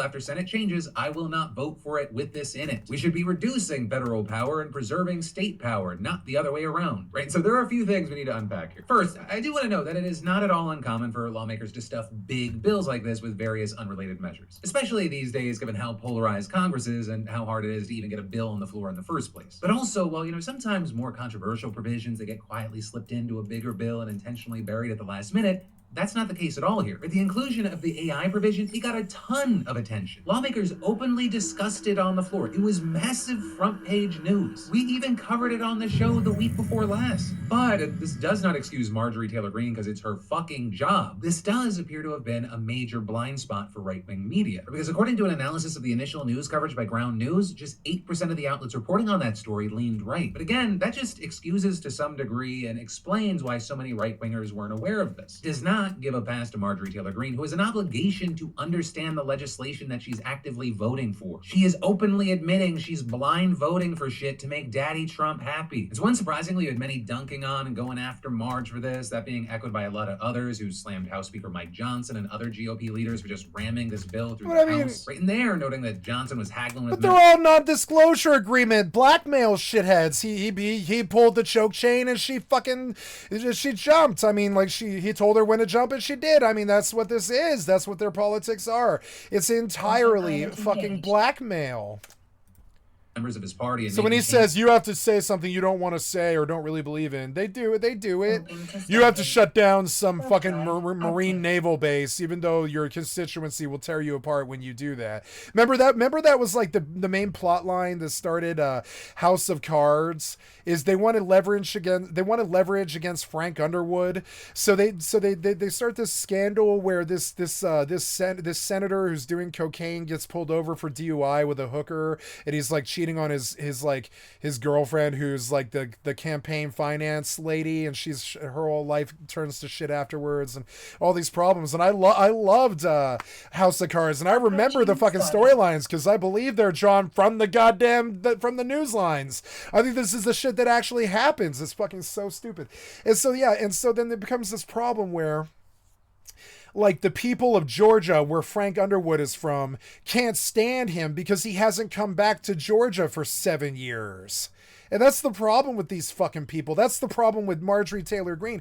She wouldn't ever say something like this if she were to go back to her town hall and say, how do you guys want me to vote on this, right? The town hall, I'm sure she does this from time to time, but I don't think she does it the way a real politician should do it. Because the town hall is going to be like, no, you dumb bee, don't do that. It doesn't support poor people. What the fuck are you talking about? No, no, no. Even the right-wingers are going to say this to her. And they're going to be like, no, no, no.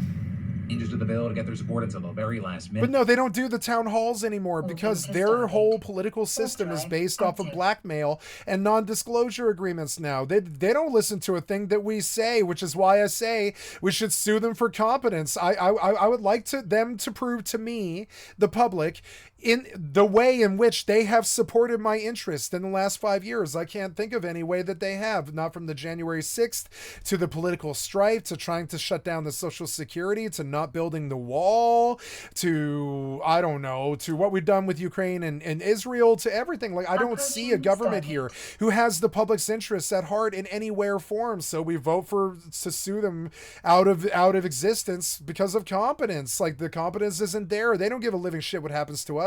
They don't care if we live or die.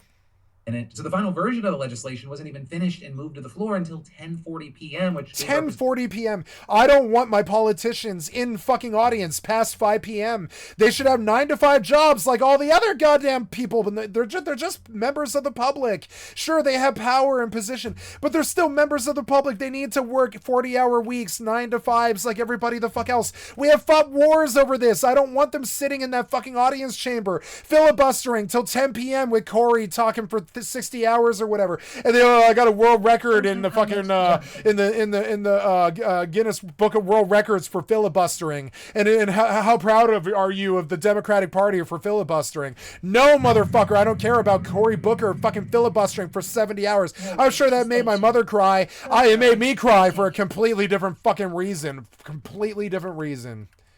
Which is that I can't believe you sat in that motherfucker for 60 hours doing nothing like that. Piece of shit dinosaur backstabbing fucking traitor.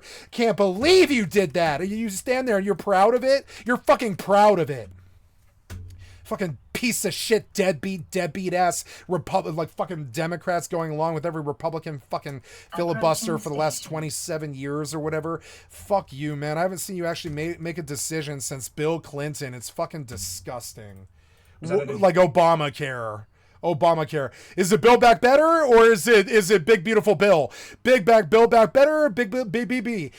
Everybody's obsessed with BBC now, so it's all BBB and BBBs and all this stupid ass shit. Is it Build Back Better or is it Big Beautiful Bill? I can't remember. It kind of sounds like the same hot air coming out of the same Republican traitor mouth. It was just 8 hours to read a 1,000+ page bill, which is why then you have so many arguing that these admissions, it just proves that Johnson and his leadership team... That they don't give a shit. They don't give a shit about what we think. They don't give a shit about whether we die or not. They don't give a shit if paradise burns.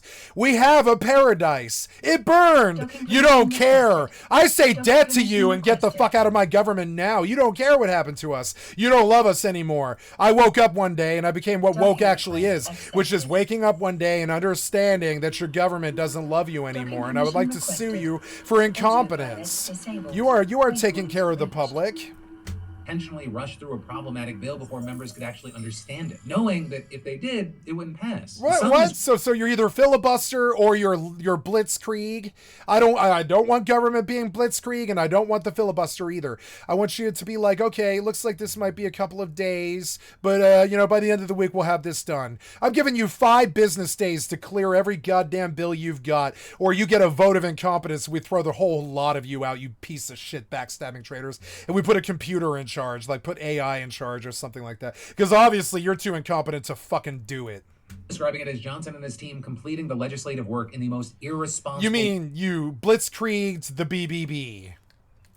ways possible. But again, it doesn't just fall on GOP leadership. You can't just make It does. Like, Who do you think came up with all of this? Yeah, it falls on Democrats when they do nothing, but that's just a sin of omission. Omission is far, far, far less guilty than what the Republicans are doing right now. Sins of omission, just going along with it. Okay, which one's worse? I'll hit you with what we're getting at here. So, dude beats his son, right?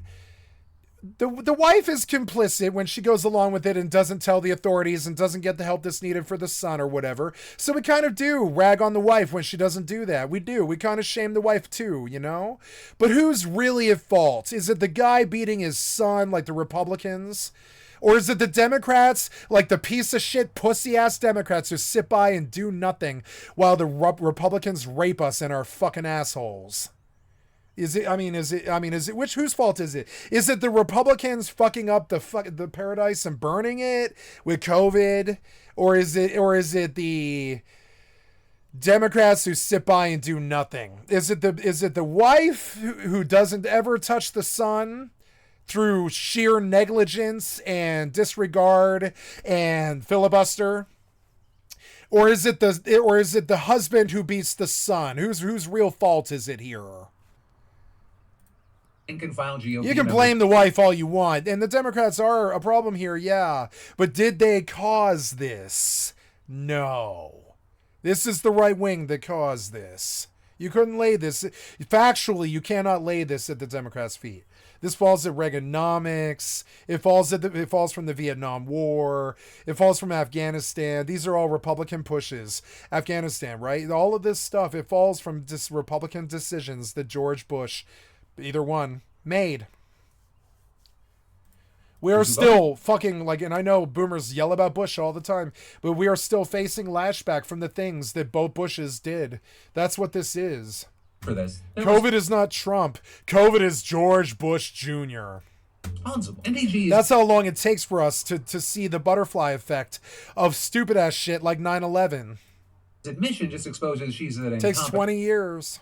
And sheep, with many, if not most, allowing themselves to be willfully blindfolded. So again, I gotta go back. I have to stress this. The AI provision that MTG opposed, it was essentially part of the conversation from the get-go. The initial text was released May 11th, the same day that the rest of the first BBB draft was unveiled. That was well over 10 days before Congress voted on the legislation. And then, when you remember the fact that the provision was actually debated on the floor and it got so much media coverage, there's no excuse. Especially if she claims that AI regulation is such an important issue to her. And again, while I suspect that no member of the GOP actually made their way through this bill, she is also not alone in making the admission that she did. Because you have things like last week, Representative Mike Flood admitting during a town hall meeting that he didn't know that the BBB had a provision that limited the power of judges to hold people who violate court orders in contempt. With him then saying, if he had known about that measure, he would not have voted for the bill that he voted for. An admission that drew boos and jeers from the crowd, and it left me wondering how many of those people might have voted for. Because you can't elect a clown and then get angry when the circus comes to town. And while, both lawmakers got a lot of flack for this, their comments actually do carry a lot of weight. Because remember, the BBB only passed the House by a single vote. So one, it wouldn't have gotten through, and two, if the bill passes in the Senate and it gets back, these two could actually sway the outcome. Of course, it's also possible that GOP leaders will cave to their demands. Or the Senate could also determine that those provisions violate the strict rules governing what can and cannot be included in a reconciliation bill, and there's already been speculation that both the AI and contempt measures might need to go. But regardless, it underscores how tenuous the bill's future is. And not just because it could be torpedoed by MTG or Flood, because literally just half an hour after Green's post yesterday, you had Elon Musk writing, "I'm sorry, but I just can't stand it anymore. This massive, outrageous, pork-filled congressional spending bill is a disgusting abomination. Shame on those who voted for it. You know you did wrong. You know it." And then after, he wrote, "In November next year, we fire all politicians who betrayed the American people." And then today, he took it even further with him responding to a post made by Senator Mike Lee, asking if anyone would support an amendment that made all members of Congress ineligible for re-election anytime the deficit is over 3%. With Musk writing, "This is the way." And with that, I'll say Musk's comments are not exactly the most surprising, because while he has been a next-level supporter of Trump, he also last week criticized the bill, saying he was disappointed that it increased increased the deficit and didn't include Doge cuts. So there, you also had sources telling multiple outlets that he really opposed the bill because it would cut EV tax credits that massively helped Tesla. And people also saying that he's salty at things that Trump's done lately, like not keeping him on staff when the 130-day time limit for his role expired and withdrawing the nomination of a key ally who had been tapped to lead NASA. Whatever the reason may be, I mean, this was massive. But it's Musk's biggest break yet from the president that he helped install with hundreds of millions of dollars in donations. And there's just the sheer magnitude of the post, because, I just read a few of them, but he has been making constant posts criticizing the bill. So much so that it was basically all that was on his timeline as I was recording. But perhaps the most significant is just simply the fact that just days after leaving the White House, Musk, it appears, is now trying to use his power to blackmail or at the very least coerce Republicans into opposing a package that is literally just full of Trump's top legislative priorities, which is an insanely dramatic shift. But also there's the question of,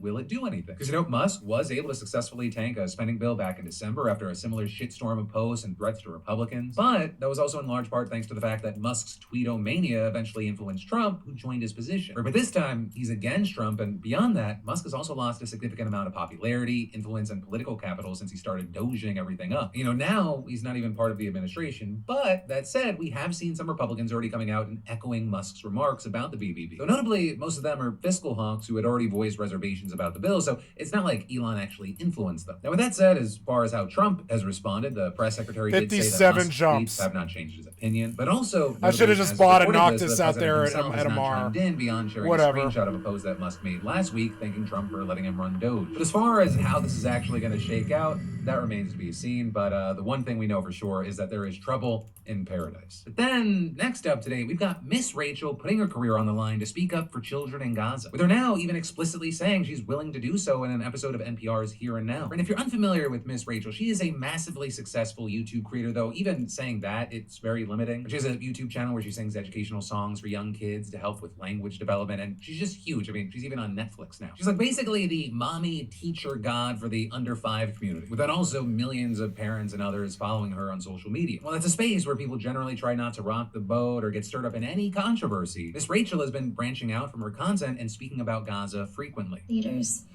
be so ashamed of your silence. Be so ashamed that you've seen the same images and videos that we've all seen, but they haven't moved you to do the right thing. Be so ashamed that you normally speak out for human rights. You normally speak out for children everywhere, but you won't now because they're Palestinian. And with that, while speaking to NPR, she was asked if she suffered any financial consequences for using her platform this way. You're now a brand. You sell merchandise like toys and books. Has there been any pushback from financial backers who are nervous about your brand becoming politicized? There has been, but I wouldn't be Miss Rachel if I didn't deeply care about all kids. And I would risk everything, and I will risk my career over and over to stand up for them. Go, Miss Rachel! It's all about the kids for me. Right, and that question came up because, like many who speak out about what's happening, she's been facing backlash and criticism. The seeing things like last year, she announced that she was doing a fundraiser with Save the Children's Emergency Fund to help kids in conflict zones, including Gaza. Right, immediately there, you had people accusing her of not caring about the Israeli children who were impacted. Oh, come on. She just wants to help kids. Who cares what their fucking race is? That's the whole fucking issue. You guys always delineate race. It doesn't matter. She just wants to help kids. That's all. You ever met a selfless person you ever met like a second grade teacher who you can tell is just their entire fucking life is just to make kids' lives better?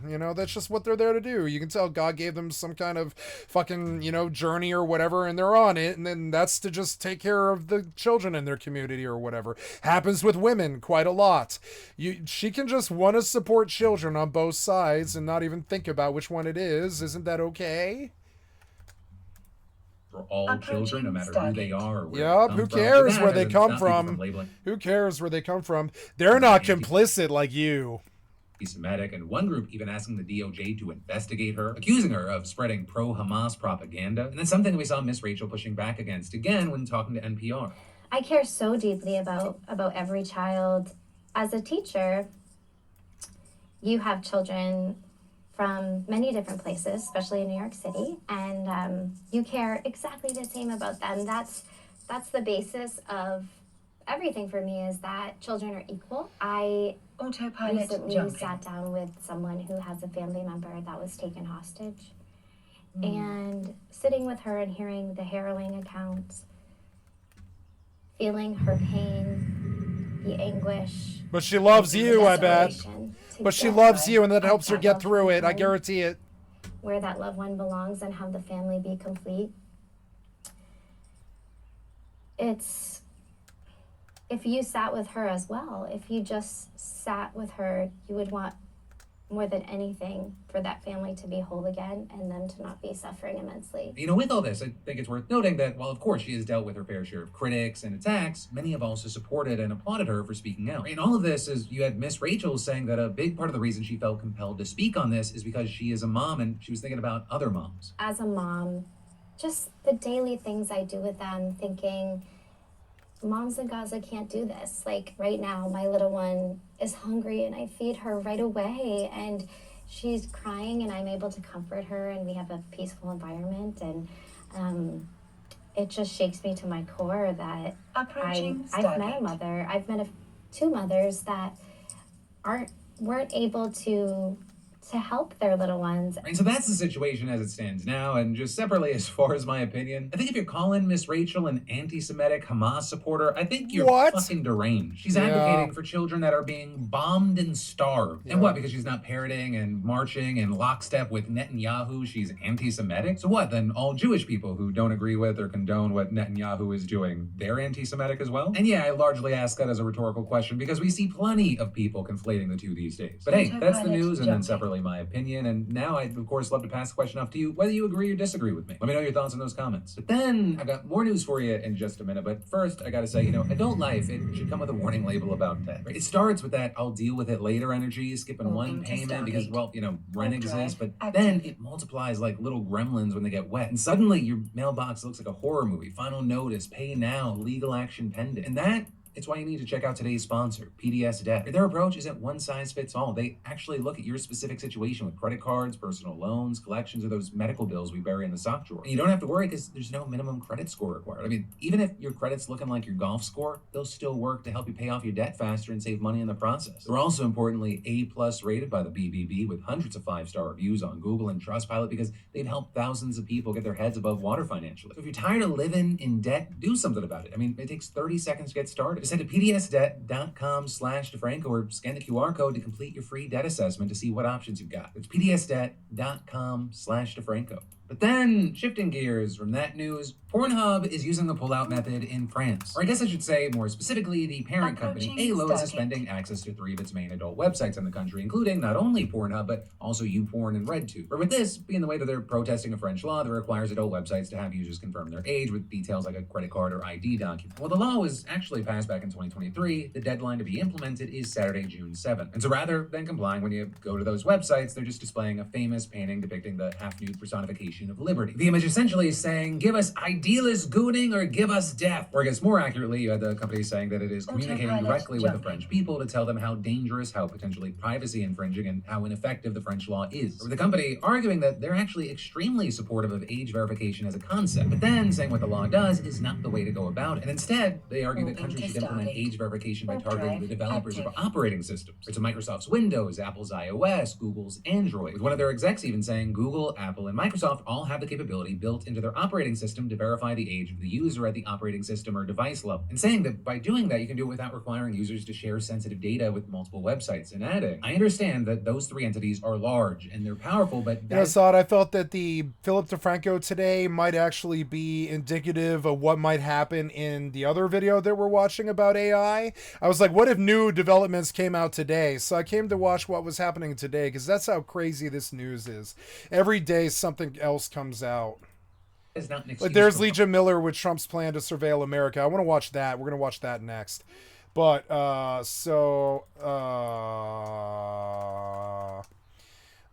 I do want to finish the Nord Jasmine about dead whistleblowers in OpenAI because I didn't know about all of this. This was insane. Brands to do what they have done. But with that, you've also seen a fair But share first, of to Philip pushback. DeFranco. Philip DeFranco, because that might have even come up here today in this video, like the OpenAI thing. That might have been a pertinent news point. That's how like crazy the news is right now.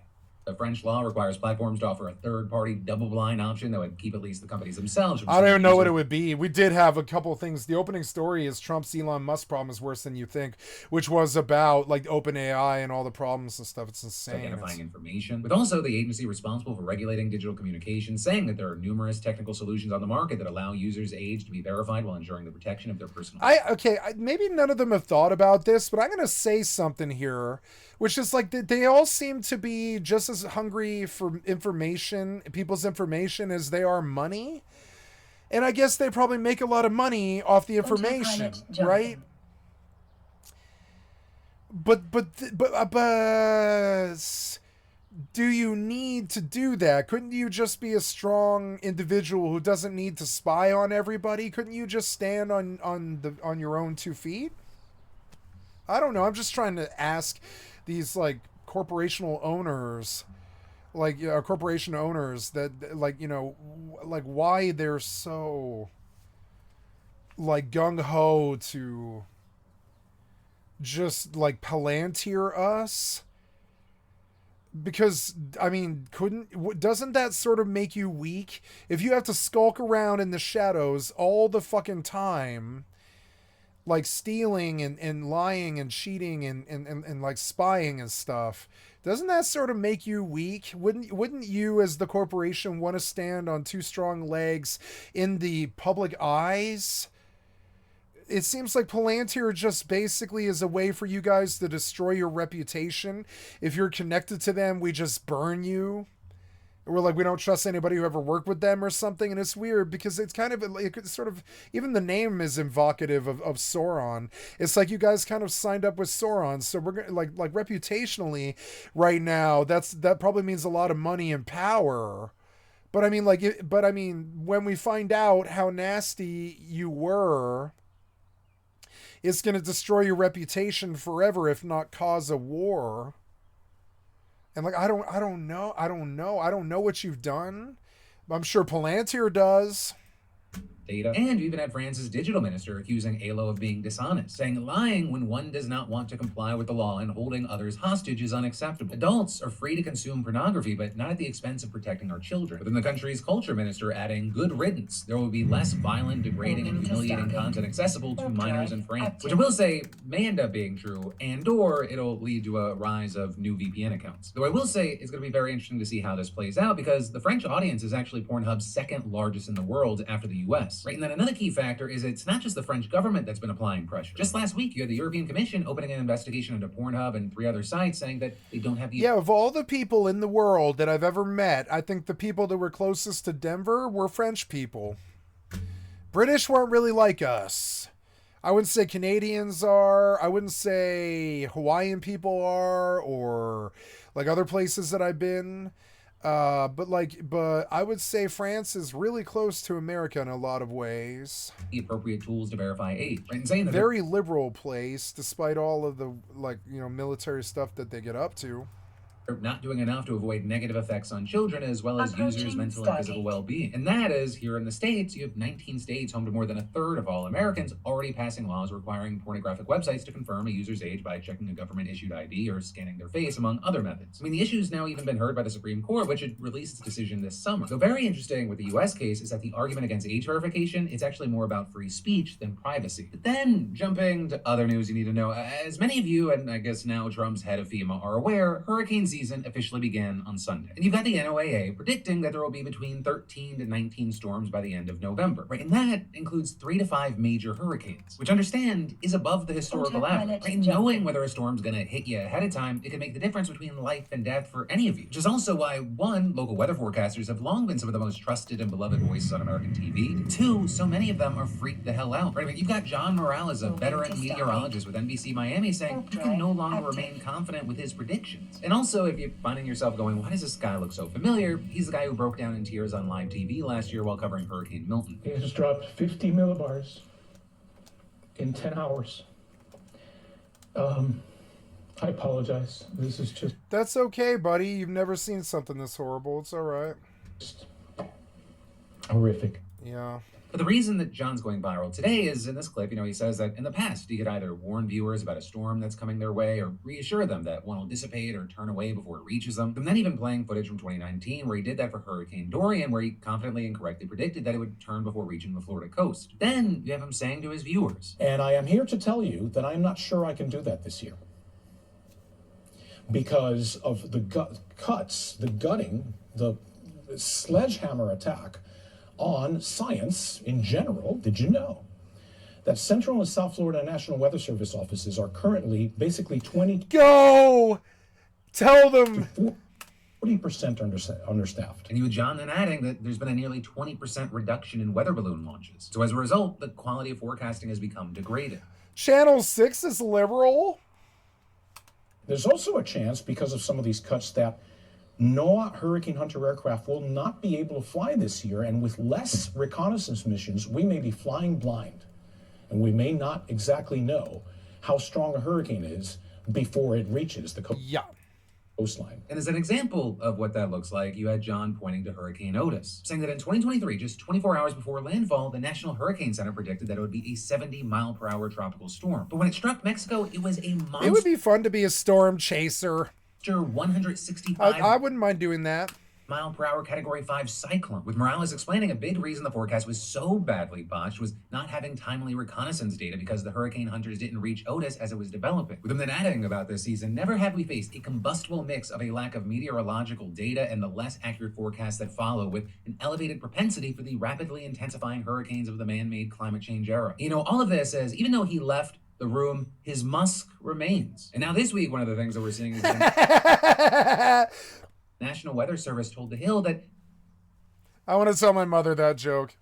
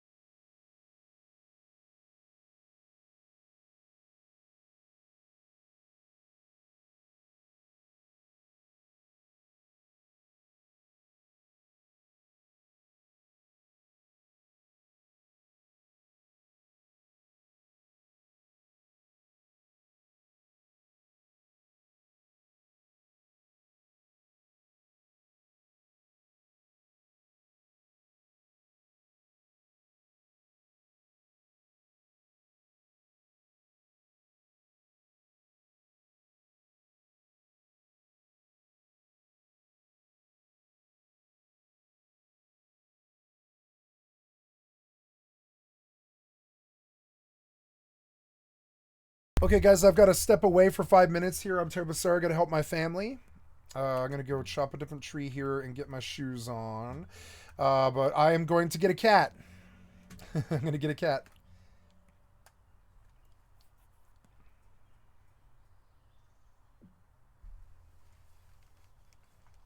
I'm going to get a cat, which is good. I'll be right back. Wait, did I unmute? Yeah, I did unmute. So let's go back. Oh, I have wood that I've got to put away.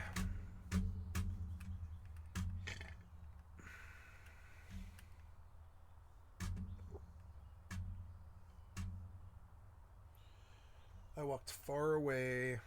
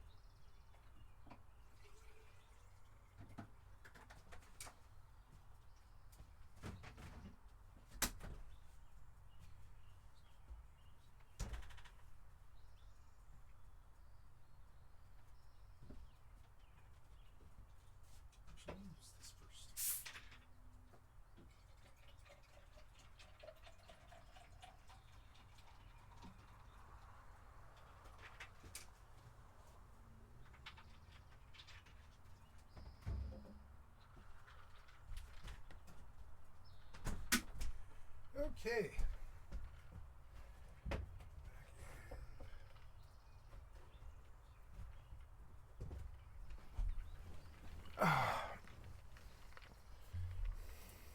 It was looking to rehire 126 people that were fired by Doge, with them adding that it's conducting short-term temporary duty assignments and is trying to fill roles at field locations with the greatest operational need. And then lastly, saying a targeted number of permanent mission-critical field positions will soon be advertised under an exception to the department-wide hiring freeze to further stabilize frontline operations. But even with all that, if they're able to fill the positions, the service is still down hundreds of employees from where it was last year, which is why Ed Morales ending his monologue by pleading with viewers to call their representatives and demand that they reverse the Doge cuts, and warning that if that does not happen, the hurricane season could be uglier and deadlier than it needs to be. But then, next up in news we gotta talk about, Israeli soldiers opened fire on Palestinians near a food distribution site for the third day in a row, killing at least 27 people yesterday, according to the Red Cross and Gaza's health ministry. And that, it comes after at least 31 were killed on Sunday and 3 more on Monday near the same area, according to local officials. With one young boy who said that his brother had already been killed, also saying that his mom was among those killed trying to access aid in recent days.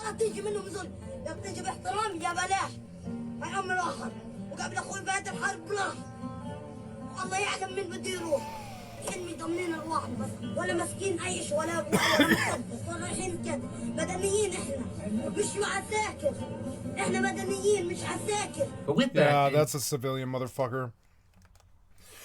In the case, we've seen the Israeli military denying or downplaying what others have said happened. With the incident yesterday, for example, they said that their forces had fired near what they called a few people who had strayed from the designated route and who didn't respond to the warning shots. They then also described those individuals as didn't suspects respond and how? like a threat to soldiers. So then, didn't notably, a military spokesperson or? declined to explain the nature of the perceived threat, and then yet another spokesperson suggesting that the casualty figures provided by aid groups and health workers were inflated, while then also declining to reveal how many people the military did believe they had killed or wounded. And of course, all of this, it's playing out as you have aid agencies saying that Gaza faces the threat of widespread starvation in the wake of an 80-day Israeli blockade on food deliveries that technically ended in mid-May, with Israel then subsequently implementing a plan to put a newly created US-based organization called the Gaza Humanitarian Foundation in charge of aid distribution. And that group, right, the GHF, it's reportedly paying mostly American contractors to hand out food from sites in areas patrolled by Israeli troops. You know, that was set up after Israel said that a new system was needed to prevent Hamas from stealing, stockpiling, and selling food at inflated prices to finance its war effort. Though notably, there you have UN officials saying there was no evidence that that was actually happening at a widespread scale in the first place. And in fact, with that, what you're seeing is that the UN is boycotting the system, with them arguing that the position of the distribution points, mostly in Israeli-occupied areas of southern Gaza, could facilitate the displacement of the population of northern Gaza. And they're also saying that it would endanger civilians by forcing them to walk for miles to get food on a route that goes past Israeli military lines. They even had a UN memo sent around before the system's launch, actually warning that Israeli forces or private contractors might use force to control crowds, which of course has been proven accurate by the past few days. So understand, even without all that, the whole thing's been something of a disaster for a number of other reasons. I mean, for example, just a few hours before the GHF was set to begin operations, its executive director actually resigned, claiming that the group wouldn't be able to operate independently and impartially, adding that it would be impossible for the group to fulfill its mission in a way that adhered to humanitarian principles. And then on top of that, Boston Consulting Group, which actually helped design and run the GHF operation, it has now terminated its contract with the group and placed one of the senior partners leading the project on leave. And then all of this, as despite risking being shot at, many are reportedly still not getting anything to eat. We're seeing reports that huge crowds of hungry Palestinians have been arriving early each morning, hoping to get food, often walking several miles in the dark. And then you've got some witnesses describing a violent scramble for whatever boxes of food are actually available, rather than orderly handouts, which also wouldn't be surprising to hear, because the organization has only announced 4 aid distribution points so far compared to the 400 under the UN-led system. Not to mention that most of the new sites haven't actually been operational on most days. And in fact, to that point, the group announced that it would not be giving out any provisions today. And you also had the Israeli army warning that the roads leading to distribution centers were considered combat zones. And now you even have the GHF asking Israel to do more, with them urging the military to guide foot traffic in a way that minimizes confusion or escalation risks, develop clearer guidance for civilians, and enhance training to support civilian safety. But for now, it remains to be seen if those basic requests are falling on Netanyahu's deaf ears. And then I've got more news for you. Moment of truth. But first, have you ever felt like your underwear, it feels like a daily act of aggression, like your legs walked into a trap? Because if your underwear, it feels like a punishment, it's time. I'm gonna lose this Noctis now. It's time Here to it level the comes. hell up with today's sponsor, MeUndies. These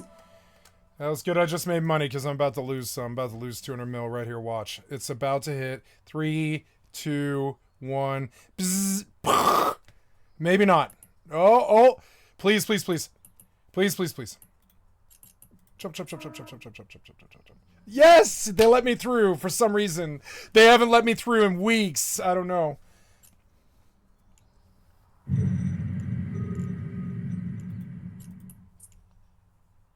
Warp drive active. I don't know. Those guys look like gankers too. I don't know. Go, go, go.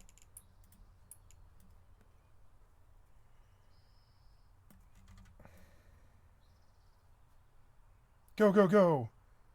Go, go, go, go, go, go, go, go, go. Like 30-second warp or something. Fucking make me nervous. I don't really want to go through Vicamia, but this was way faster though.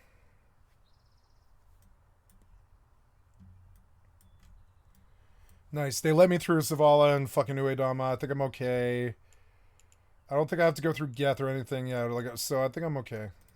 These things are absurdly soft, like wearing a cloud that hugs you just right without any of the squish, stick, or swamp. MeUndies legit engineered a contoured pouch that gently cradles your boys like royalty. Some even describe it as feeling oddly majestic. And whether your team briefs, boxers, or something a little more spicy like a jockstrap, they've got over 10 different cuts so every guy can find his fit. In MeUndies ultra-modal fabric, silky soft, breathable, stretchy, your downstairs has never known peace like this. Plus, the good feelings go beyond comfort. MeUndies uses sustainably sourced materials and ethical partners. And if somehow you're not into it, their problem-free philosophy means your first pair is on them. But genuinely, MeUndies has been one of the best upgrades in my life. So hey, if you're ready to stop settling for subpar underwear, just slide into something transformative. Change it up and choose comfort. Sounds expensive. MeUndies.com/Philip DeFranco and use code Philip DeFranco for 20% off your first order and free shipping. That's MeUndies.com/Philip DeFranco, code Philip DeFranco for 20% off plus free shipping. MeUndies, comfort from the outside in. But then shifting gears from that news, I want to talk about Carla Flores. Because the news around her shows us that sometimes a mistake is the best thing that could happen. Because you see, well, she was learning to drive a couple of years ago when she was just an 18-year-old girl who liked video games, cats, and horror movies. She said that she started seeing strange things. Stuff like 2 stripes on the road where there was only 1, 2 cars up ahead instead of 1. Basically, double vision. And so her doctor thought, well, maybe you're just forgetting to wear your glasses, but let's order a scan just in case. And when the picture came back, it turns out there was a large mass spreading against her left eye. In a code red situation. And as it turns out, it was a chordoma, which is an extremely rare malignant tumor that only affects about 300 Americans a year. And so Flores, she goes to a neurosurgeon, Dr. Mohammed Labib, and he comes up with this plan to remove the tumor in 2 consecutive surgeries. He'd remove a piece of her skull, then go in through her nose and take out the tumor. It sounds gnarly, but it's actually pretty standard as far as neurosurgery goes. But then, on the morning of the first operation, a mistake happened. The MRI tech ends up positioning the camera just a little lower than necessary, and thank God they did. Because when Labib surveyed the scans, he saw something terrible. Flores didn't have a tumor, she had 2 tumors. And the second one was way back at the base of her skull, wrapped around her spinal cord, which meant that if that one grew, it could paralyze her or even kill her. And so what Labib does is goes on with the first surgery to remove the first tumor, and then in between operations, he takes the opportunity to observe the second tumor more closely, with him then figuring that if he just blasted it with radiation, that could allow the cancer to grow back more quickly. Or then alternatively, he goes, I could cut through the back of her neck, but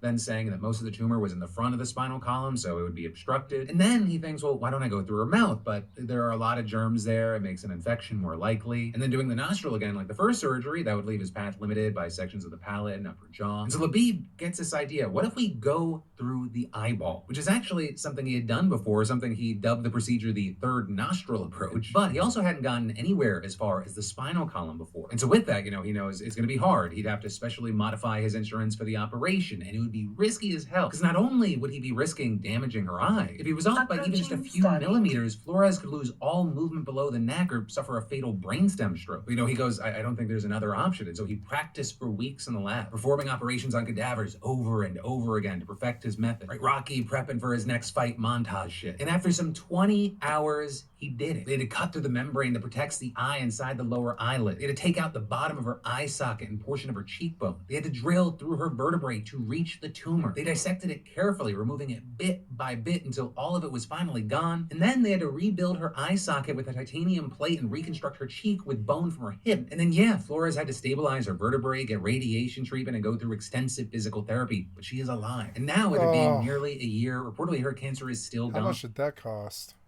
So of course, because this happened in America, this cannot be just a fantastic, good-feeling news story. And that because she says that she is now in medical debt to the tune of $600,000. With her older sister then setting up a GoFundMe to help her cover it, but she says that they've only raised a few $1,000s so far. But as far as the good news, one, Flores is alive, and two, now that Labib's innovative surgical procedure has been proven to work on Flores, it could be an option for many other patients in the future. But then finally today, let's end with congratulations. Hells yeah. Talk about y'all's comments on yesterday's show. Starting with congrats to Kiani B, SeatGeek's latest weekly winner, who just scored $500 in tickets and is planning to see Billie Eilish. And for the rest of y'all, that's right, SeatGeek is still giving away $500 in tickets, and you should definitely enter today if you haven't already. I mean, imagine being the next winner and snagging $500 towards seeing your favorite artist, sporting event, or play. I mean, there's like over 70,000 events to choose from. And all you gotta do is add code PDS to your SeatGeek app profile for a chance at the weekly $500 prize, no purchase necessary. It's a win-win. Go do it. But that said, let's do some commentary. Because yesterday, y'all were sounding off on pretty much every story. Right? Like with Jonathan Joss, while many people were saying this is no doubt a hate crime, you also had comments like, hate crime or not, I'm pretty convinced it was. I really hate how some news outlets are saying Joss, quote, passed away. Regardless, he was murdered. And others adding, even if Jonathan Joss was a problematic neighbor, the house burned down in January, 4 or 5 months ago. So presumably, he and his husband didn't live in the area anymore. At that point, they go from someone you deal with every day to the person you don't like that you see around occasionally. So if the problem was just that he was a bad neighbor, why hadn't that tension eased off? Why start such an extreme altercation? And why the hell were the remains of their dog there? Yeah, the dog there. What? The dog was weird. You killed the guy's dog and then stalked him. I mean, that's like that's horror movie stuff. Yeah, it was a hate crime. And then you also had some like Cassandra sharing their own. Like, I thank God that like, you know, we're protected. You know? Stories. I'm in San Antonio, and when my ex-husband slapped me and threatened me to kidnap our child, the police told me, ma'am, if you are not bleeding, have broken bones, you're in the ER or in the morgue, there's nothing we can do for you. Then this. Yeah, I had this too. I have been beaten to fuck by the dude that I put in jail several times. And I called the cops once. That was it, just once. Because the first time they're like, why didn't you defend yourself? He's twice your age. And I was like, because I am on probation. I can't catch a violation. And they were like, you should have just fought him. And I was like, you're police officers. You're recommending that I assault somebody? And they were like, have a nice day, sir. And then they stole my ID, too. As they left, they drove off with my ID. Fucking assholes. And that really fucked me. That not having that ID fucked me. I forget all the problems it caused, but it caused a bunch of problems. They drove off with that ID. It was a disaster. I forgot how bad that was. Fucking pigs. They like showed up. They're looking at my beaten, bloody, raw face. And I'm not exaggerating. I mean like I have a picture of it. Like fucking I had a beaten, bloody, raw face, and the cops ignored this. I have more reason than most to hate orcs. You know? Cops completely ignored it. They're like, no, there's no charge here, nothing you can do, tough titty. He beat the shit out of you, have a nice day, you know. It took him trying to kill me with a circular saw before they did anything. Moving to Stargate. This is an old picture. I've got to really shoot through and look. This is a really, really old picture. Yep. Oh, yep. Really old. So I don't know. I don't even know. Yeah, this is... Oh, yeah, this is a while back, yeah. No, I don't have this anymore because it's so old.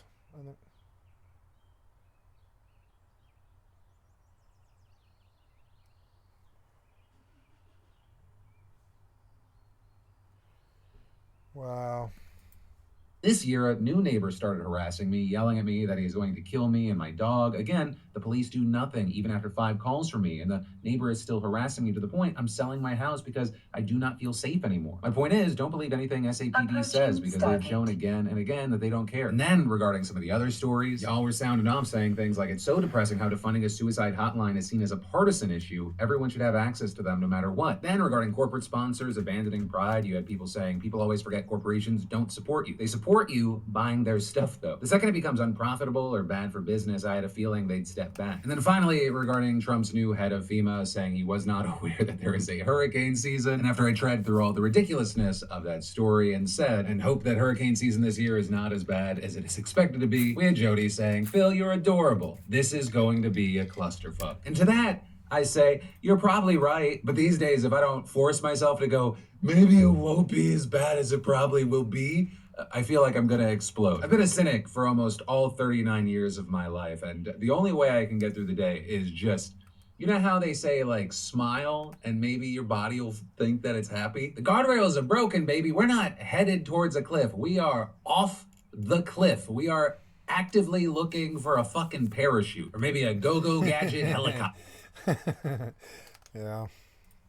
It's not a quick fix. It's not this So I really thought there might be things that pertain to this story in the daily headline. I thought there actually might be something there. There kind of was. crash dieting, or like I'm gonna be really good and restrict, and then later on binge, and then you're just in this never-ending loop of self-loathing. I've been there. They use guided hypnotherapy sessions that target the subconscious. And then when I wake up, I feel like a new woman. I want to hydrate, I want to luxuriate, and I want to something 8. They're actually doing a Masturbate. 15% off promo if you click the link in the description or use my code. It is a subscription service, and they offer 2, 4, or 6 month recurring plans. Thank you so much for watching, and thank you to Hypnosio for sponsoring this video and supporting my channel. So to really understand what happened to Suchir Balaji, you need to go back to when he was this boy genius. Also, you need to understand the rise of OpenAI as a company and what happened with that and how we got here. Suchir was born in 1988, and not 88, 1998, and he was basically a prodigy, according to his parents. His mother said, quote, "He was a prodigy. We knew he had excellent motor skills when he was 2.5 months. At 13 months old, he showed us he was not ordinary by picking up all the alphabet. Less than 2 years old, he could recognize words." Suchir started coding when he was like 11 years old, and by the time he was 13 years old, he had already built his own computer. Around this time, when he was a teenager, is when he started to become obsessed with AI, because in 2013, there was this kind of breakthrough with AI. There was a London-based AI startup called DeepMind, which would later be acquired by Google. And DeepMind showed that they had been able to get their AI technology to basically play video games and beat them. One of these video games was one called Breakout. There were other ones too, like Space Invaders and Pong. And this technology was able to play the game. Why do I'm talking like that? I need to calm my ass out. If you're following this technology, following the news, you're like, whoa, this is a big deal. Like, what else can it do? And so when Suchir was 15 years old, he said that he became super intrigued and obsessed, and he believed that the potential for this technology was insane. He said, quote, "I thought that AI was a thing that could be used to solve unsolvable problems, like curing diseases and stopping aging. I thought we could invent some kind of scientist that could help solve them." So this is when he decided, okay, I'm going to pretty much do everything to get into this industry, and that is the path he took from when he was just a teenager. At this time, he was attending a high school in Silicon Valley. He was Maybe I could continue my save from the other file. Can I just copy the save? Let's go see. So I want to go put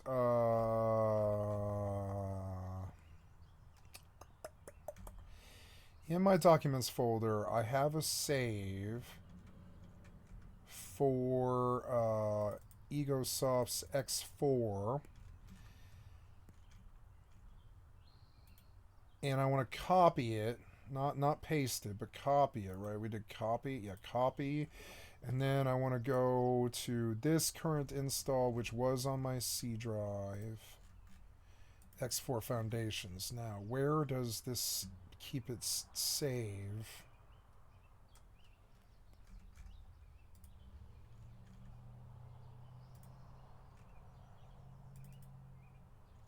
I don't know where this keeps its save. That's kind of weird. Exit to desktop. And it's weird because it's definitely keeping the save somewhere where it can access it. I just don't know where it would be.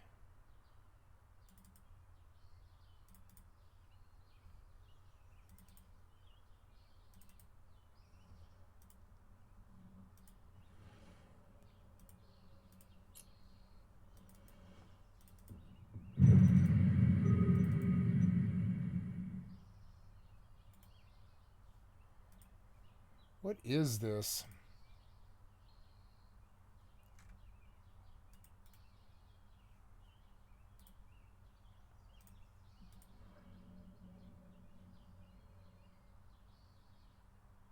Oh, it's A-Train. It's A-Train. Save. Okay, I found it. I was like... So, how is it that you do...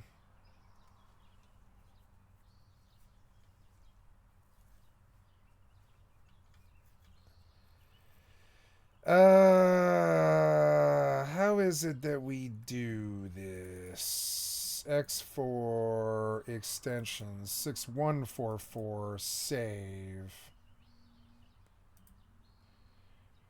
One way we could do this is pasting the file over.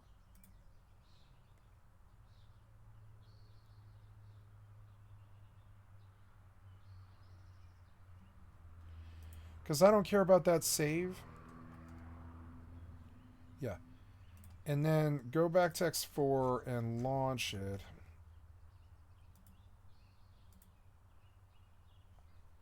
No, wait. Back to C drive, X4 foundations. Let's see if that worked.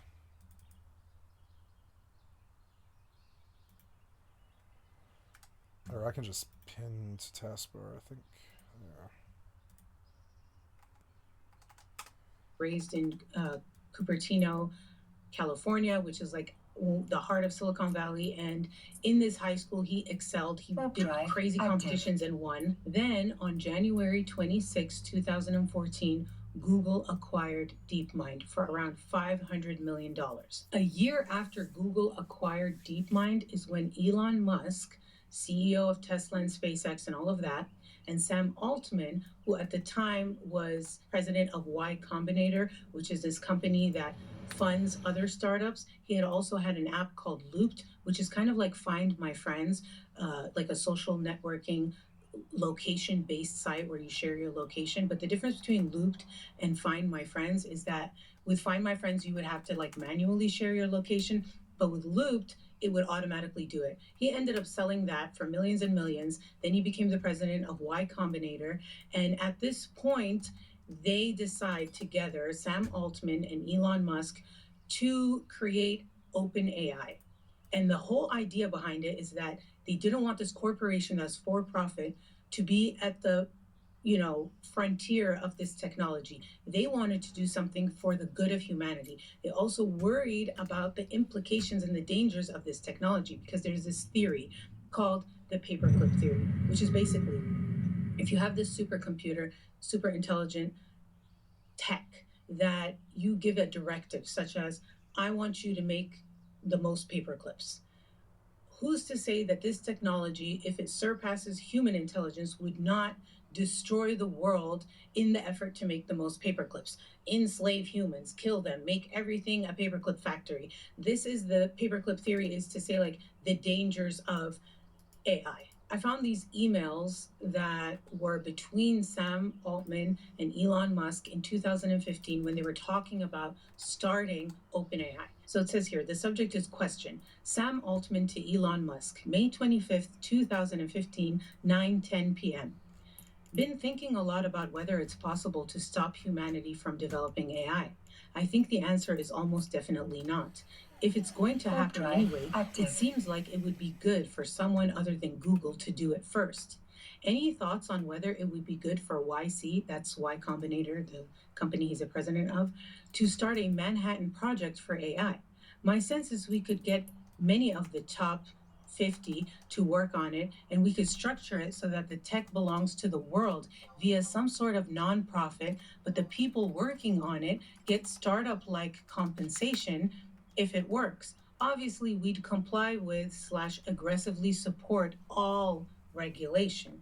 Sam. A few hours later, 2 hours later to be exact, Elon Musk responds to Sam Altman, May 25th, 2015. I gotta do one more thing. I gotta check the auction house on the other Probably alt. worth a conversation, he says. They started with $1 billion of seed money. They wanted to show that they were serious about this. The gag is, though, even though OpenAI originally started as nonprofit. And the reason why they called it OpenAI is that was open source code. Stuff that would usually be considered secret of how they developed it would be open because it's like a nonprofit. It's for the good of humanity. It's interesting that it started like this and it ended up being closed in terms of the current tech that's being used in these way more advanced models of it. And also it's for profit now. On December 11th, 2015, they did a press release explaining, what OpenAI was. Greg Brockman and Ilya Sutskever, I hope I'm saying that right, who are now, well, one of them left. It's a whole thing. He's also connected to Sachir, but they were one of the original co-founders. They helped write this. And you'll see later on, they end up being on two totally different teams of this whole thing. They say, our goal is to advance digital intelligence in the way that is most likely to benefit humanity as a whole, unconstrained by a need to generate financial return. Since our research is free from financial obligations, we can better focus on a positive human impact. You really can't talk about any of this, Sachir, OpenAI, anything without talking about Sam Altman, right? Sam Altman is the CEO, and he's a Stanford dropout. When he was the head of Y Combinator, the guy who was the previous president, he appointed and named him to be his successor. And he would end up firing him, and he would end up saying that this guy is not what we thought. A lot of people say this. You'll see throughout this video, it comes up again and again. Many different people say that Sam Altman is manipulative, vindictive, and that he will lie, do whatever he needs to do to get what he wants, which ends up always being money, power, control. There was also employees who said that he was abusive. They say he had been psychologically abusive, that he would pit employees against each other for his own personal benefit by lying and deceiving them. They said that he was highly toxic, that shrewd, maneuvering. He's also like a crazy doomsday prepper. And maybe, is it crazy? Does he know something we don't know? I don't know. But I'll read you a quote. This is from October 10th, 2016, when he tells The New Yorker, I try not to think about it too much, but I have guns, gold, potassium iodide, antibiotics, batteries, water, gas masks from the Israeli Defense Force, and a big patch of land in Big Sur I can fly to. One example of how AI is already able to be sort of like a quote unquote bad robot is like the CAPTCHA, when they have like those letters that are slightly distorted in numbers and you have to like type that code to prove you're human, or there's like a grid and they're like, click all the boxes that are a bridge or a motorcycle or something. Well, these AI robots, whatever you want to call them, have been able to bypass that by like hiring humans or saying they're blind, like lying, like finding ways to get around restrictions to achieve the goal without anyone telling them what to do. But they've sort of learned enough from what they've been fed to be able to do this. Okay, so when you look at the timeline in 2015, when Elon Musk and Sam Altman started OpenAI, Sachir Balaji, the whistleblower who was found dead, he was starting his senior year in high school, okay? And at this point, he's like fully obsessed with AI in general. He's very aware of OpenAI being started. He was already obsessed with DeepMind before this happened. And he's also, again, winning competitions, excelling in school, really doing well. He ends up winning the platinum division of the US, what is it called? Computing Olympiad, which is like the platinum division is like the highest level. It requires understanding like complex algorithms and solving problems and having the highest knowledge in computing. And he wins that. He was 17 years old when he won this platinum division. So he ends up getting recruited by Quora. Quora is this website, you may have heard of it, where you ask questions, you get answers. He ends up getting recruited there at the age of 17. Then he graduated from high school and he took a gap year before he went to UC Berkeley to study computer science. It was during this gap that he really became obsessed with neural networks, which is the basic thing that is behind all this AI tech. Neural networks, they learn skills by analyzing like insane amounts of data, like a super brain. As a matter of fact, these neural networks can even create their own language. There was this research project that was going on with Facebook. Two computer bots or whatever started talking to each other in their own language, and they ended up shutting down this program. This was in 2017. Shut up. Facebook abandoned an experiment after two artificially intelligent programs appeared to be chatting to each other in a strange language only they understood. It says, indeed, some of the negotiations that were carried out in this bizarre language even ended up successfully concluding their negotiations while conducting them in the entirely bizarre language. They had them like make deals to sell stuff to each other, and in the process of these two robots trying to negotiate deals, they created their own language. So there's Bob and Alice, these two robots that are negotiating, and it's like, I can, I, everything else. Alice says, balls have zero to me, to me, to me, to me, to me, to me, to me, to me, me too. And then Bob says, you, I, everything else. Alice responds, balls have a ball to me, to me, to me, to me. Also in 2017, Google had revealed that the AI that it uses for its Google Translate tool created its own language, which it would translate things into and then out of. And they said that the company was happy with that development, so they allowed it to continue. Then it says here also, another study at OpenAI found that artificial intelligence could be encouraged to create a language, making itself more efficient and better at communicating as it did so. That was in 2017. Now we're going to go to 2018, and two things happened in 2018. First, Suchir begins an internship at OpenAI, and also in 2018, Elon Musk leaves OpenAI. He's very upset, and he leaves. So why did Elon Musk leave OpenAI? Depends on who you ask. If you ask Sam Altman, who they're beefing right now, he would say, well, he wanted to buy OpenAI and do it for himself, but we refused, and so that's why he left. If you ask Elon Musk why he left OpenAI, he would say it's because he's upset that they tried to turn it into a for-profit, and that's why he left. And he even sued them, trying to stop them from becoming for-profit, but it didn't work. I mean, the lawsuit's still ongoing. But in March of 2019, OpenAI became for-profit. They opened a subsidiary called OpenAI LP, and they were then able to get investors. And as of now, Microsoft is the largest investor in OpenAI. It is the majority shareholder, stakeholder in OpenAI. And so you could technically kind of sort of say that just like Google owns DeepMind, Microsoft owns OpenAI. To a lot of people, this is kind of like, well, the whole point of OpenAI was to be nonprofit.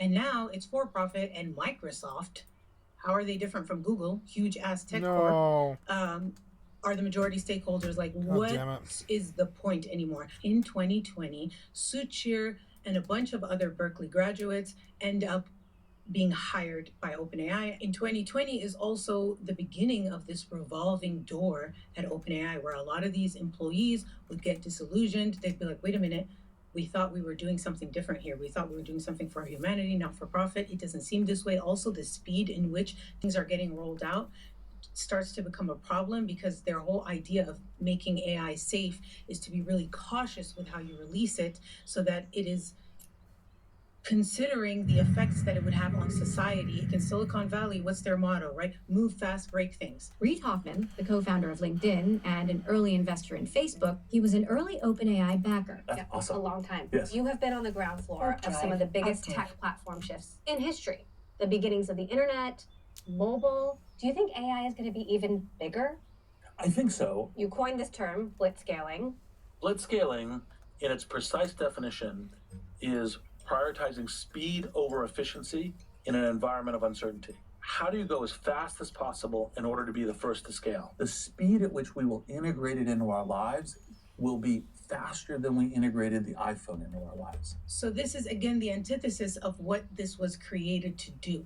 And that's when a lot of these employees start to get disillusioned, and you'll see this happens to Suchir as well. Okay, now let's talk about WebGPT, because WebGPT is the precursor really to ChatGPT. And Suchir Balaji was a big part of this. He was on this program, and this was a research program. Now, when you are a research program and you're not like this for-profit product, the rules of copyright don't apply. Suchir himself said, quote, with a research project, you can, generally speaking, train on any data. That was the mindset at the time. And ChatGPT was launched under OpenAI LP, the for-profit part of OpenAI, and it's for-profit. You can pay to have it, right? So it is now a product that is competing with the stolen copyrighted information And that makes it copyright infringement. So that was all in 2020. Now it's 2021, and we have another bombshell. Okay, Sam Altman's sister. She basically accuses him of SAing her from when she was a child, from when she was 3. The very graphic stuff, the worst things you can imagine, and for years, even to the point when because he's older than her, and so she started when she was 3, it went on till she was like a teenager, and there was towards the end, she says, a time when he was doing it as a young adult. Now, Sam Altman is gay. He's married to a man, and she even, in this tweet I found of hers, said, like, while she was revealing what she alleges he did, she said, like, you're welcome for letting me help you figure out your sexuality. Here's where we need to talk about Sam Altman and betrayals and his vindictive nature that people say he has. Because think about it. Right now, he feels hella betrayed by several people. First of all, he feels like Elon Musk betrayed him. They started this thing together, and now he left, and he's suing him and all this. Now he feels his sister betrayed him, whether it's true or not. In any case, he feels like she's speaking out against him and all that. And you'll see that he doesn't really like it. I mean, who likes it when you feel like you've been betrayed? Nobody. But, you know, when you're powerful and stuff and you have that nature, there's a lot of things you can do, allegedly. Here's some quotes about his time at Y Combinator and them saying how vindictive he is, okay? They say that glimpses of sensitivity to criticism are visible too. About Altman from fellow YC partners, quote, he was a formidable operator, quick to smile, but also quick to anger. If you cross him, he'll joke about slipping Ice-9 into your food. Ice-9 was a poison from a Kurt Vonnegut book.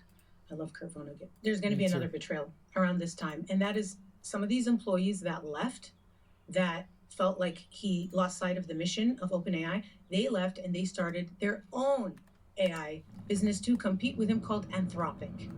And so now he feels betrayed a third time. Sam Altman was really pissed about Anthropic, these people that left. And he's like, okay, they know all this stuff. They've been on the inside. They're going to release something. We need to speed up the release of ChatGPT. So they start going pedal to the metal. And there was wait, this is my vision save. when they were doing this, because again, right, you've got these people that say, hey, we need to be cautious, we need to take our time. And then it was Sam Altman being like, we need wait, to this roll is this my out as soon save. as possible, I almost because they're deleted gonna do it. something first and compete with us, and then we're gonna be useless. And again, it's all about the competition and the profit, not the original mission statement. So on November 30th, 2022, ChatGPT was released, and it was so successful. They couldn't have predicted how successful it was. It became almost a household name overnight. In the first month, there were 1 million users, and by the third month of its release, there were over 100 million users of ChatGPT. Apparently, this insane success that happened virtually overnight, or over 3 months, created a lot of pressure for the employees, and this is what they had to say. Quote, it says, under the increasing strain, some employees struggled with mental health issues, communication was poor, coworkers would find out colleagues had been fired only after noticing them disappear on Slack. Many members of the team, including a growing contingent fearful of the existential risk of more advanced AI models, felt uncomfortable with how quickly GPT-4 had been launched and integrated widely into other products. They believed that the AI safety work they had done was insufficient. And this is when Suchir Balaji really becomes disillusioned. A lot. And he starts thinking like, damn, this isn't what I thought this was going to be. Especially because once ChatGPT was launched and everybody was using it, it started to become I just spent all my money. I was like, oh, my money. Copyrighted information that it was spewing out verbatim. Things like now, if you check it, there's a lot of stuff now that there's lawsuits and stuff that are different. But back then, it would spit out verbatim things from books, newspaper articles, things that people, humans, had worked hard for. And there is a paywall for these things because this is their work. They need to be paid for it. Slave days are over. And now there's this robot that is spewing it out verbatim and competing with it when it stole that from them. Newspapers and creators were suing OpenAI. Authors that we know, like John Grisham, George R.R. Martin, the author of Game of Thrones book series, or is it A Song of Ice and Fire? Song of Ice and Fire. Anybody who is creative and creates things with their mind, okay, they were pissed because it's like, your robot stole my shit. You stole my shit and gave it to your robot, actually. Now it's 2023 and shit gets even crazier. The first thing that happens is in April of 2023, the New York Times, they try not to sue OpenAI, but they still have a grievance. So they go to OpenAI directly and they're like, listen, you stole our shit. Docking permission We don't like requested. that. Docking request We don't want to accepted. sue you, even though we can. Let's try to work something out. And OpenAI is like, no. Bye. Fuck off. That's verbatim what was said. No, but basically they didn't work out a deal. New York Times is like, okay, let's go back to the drawing board and figure out what we're going to do. Meanwhile, there's this scandal that happens with Kenyan moderators that were outsourced and hired by this company called Sama that OpenAI hired. Now, OpenAI thought that it was paying these Kenyan employees $12 an hour, which is still much more affordable than they would have to pay workers in America to do this moderating. But Sama, the middleman, was pocketing 10 of those $12 an hour and giving them $2 an hour, and that was before taxes. Sometimes even $1.50. Honestly, it's like modern day slavery because it's cheap labor. Whoa, what is it? It's cheap labor. Though Sama says that's a fair wage for the region. This job I would normally pay $30 in US, but because you are Kenya, $2 is enough for you. That idea has to end. But that isn't even the problem here. The issue was that they were having them look at the most vile things, like they were moderating things, because the problem that was happening was that in the early versions of ChatGPT, it was giving out hate speech and children of the corn, if you know what I'm saying, like really messed up stuff. And so they were like, okay, this is a problem. We need to have someone to moderate the things that they're being trained on so that they can identify that these things are bad and we don't have our chatbot spewing this shit. The problem is, according to these Kenyan moderators, they said that they were not told that they would have to watch these things as part of their job. The workers told us they were tricked into this work by ads like this that describe these jobs as call center agents to assist our clients' community. And like, they did exactly what you would assume they would do. They thought that they would just corrupt the AI by doing, like, talk about Hitler's stuff and all this, and that did corrupt the AI. And help resolve inquiries empathetically. I was told I was going to do a translation job. And when they first started, they said that they didn't have to moderate really messed up stuff. They'd have to, like, start off saying, put a square around a person or around a car or around a dog and just label it dog, car, person, so that eventually the robot will be able to identify these things. And then it started to get worse and started to be really foul, messed up shit. I was watching dismembered bodies or drone attack victims, you name it. I looked at people being slaughtered, people engaging in sexual activity with animals. Basically, all day long? Yes, all day long. 8 hours a day, 40 hours a week. Are you a different person? Yeah, I'm a different person. I used to enjoy my marriage, especially when it comes to bedroom fireworks. But after the job, I hate sex. You hated sex? After countlessly seeing those sexual activities on the job that I was doing, I hate sex. So then I found this other interview that was done with this employee of OpenAI, and she was asked about the Kenyan scandal, and she was like, yeah, we don't work with them anymore. These workers in Kenya were getting paid $2 an hour to do the work on the back end. And my understanding is this work it can be difficult, right? We chose that particular contractor because of their known safety standards, and since then we've stopped working with them.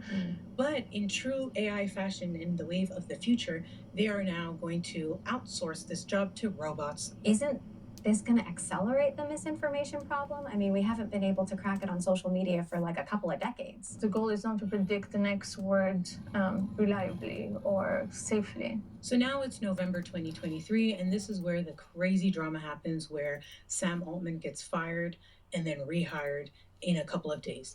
And the way the shit went down was kind of insane. So remember when I told you in the beginning, when OpenAI was founded, that like press release was written by Greg Brockman and Ilya Sutskever.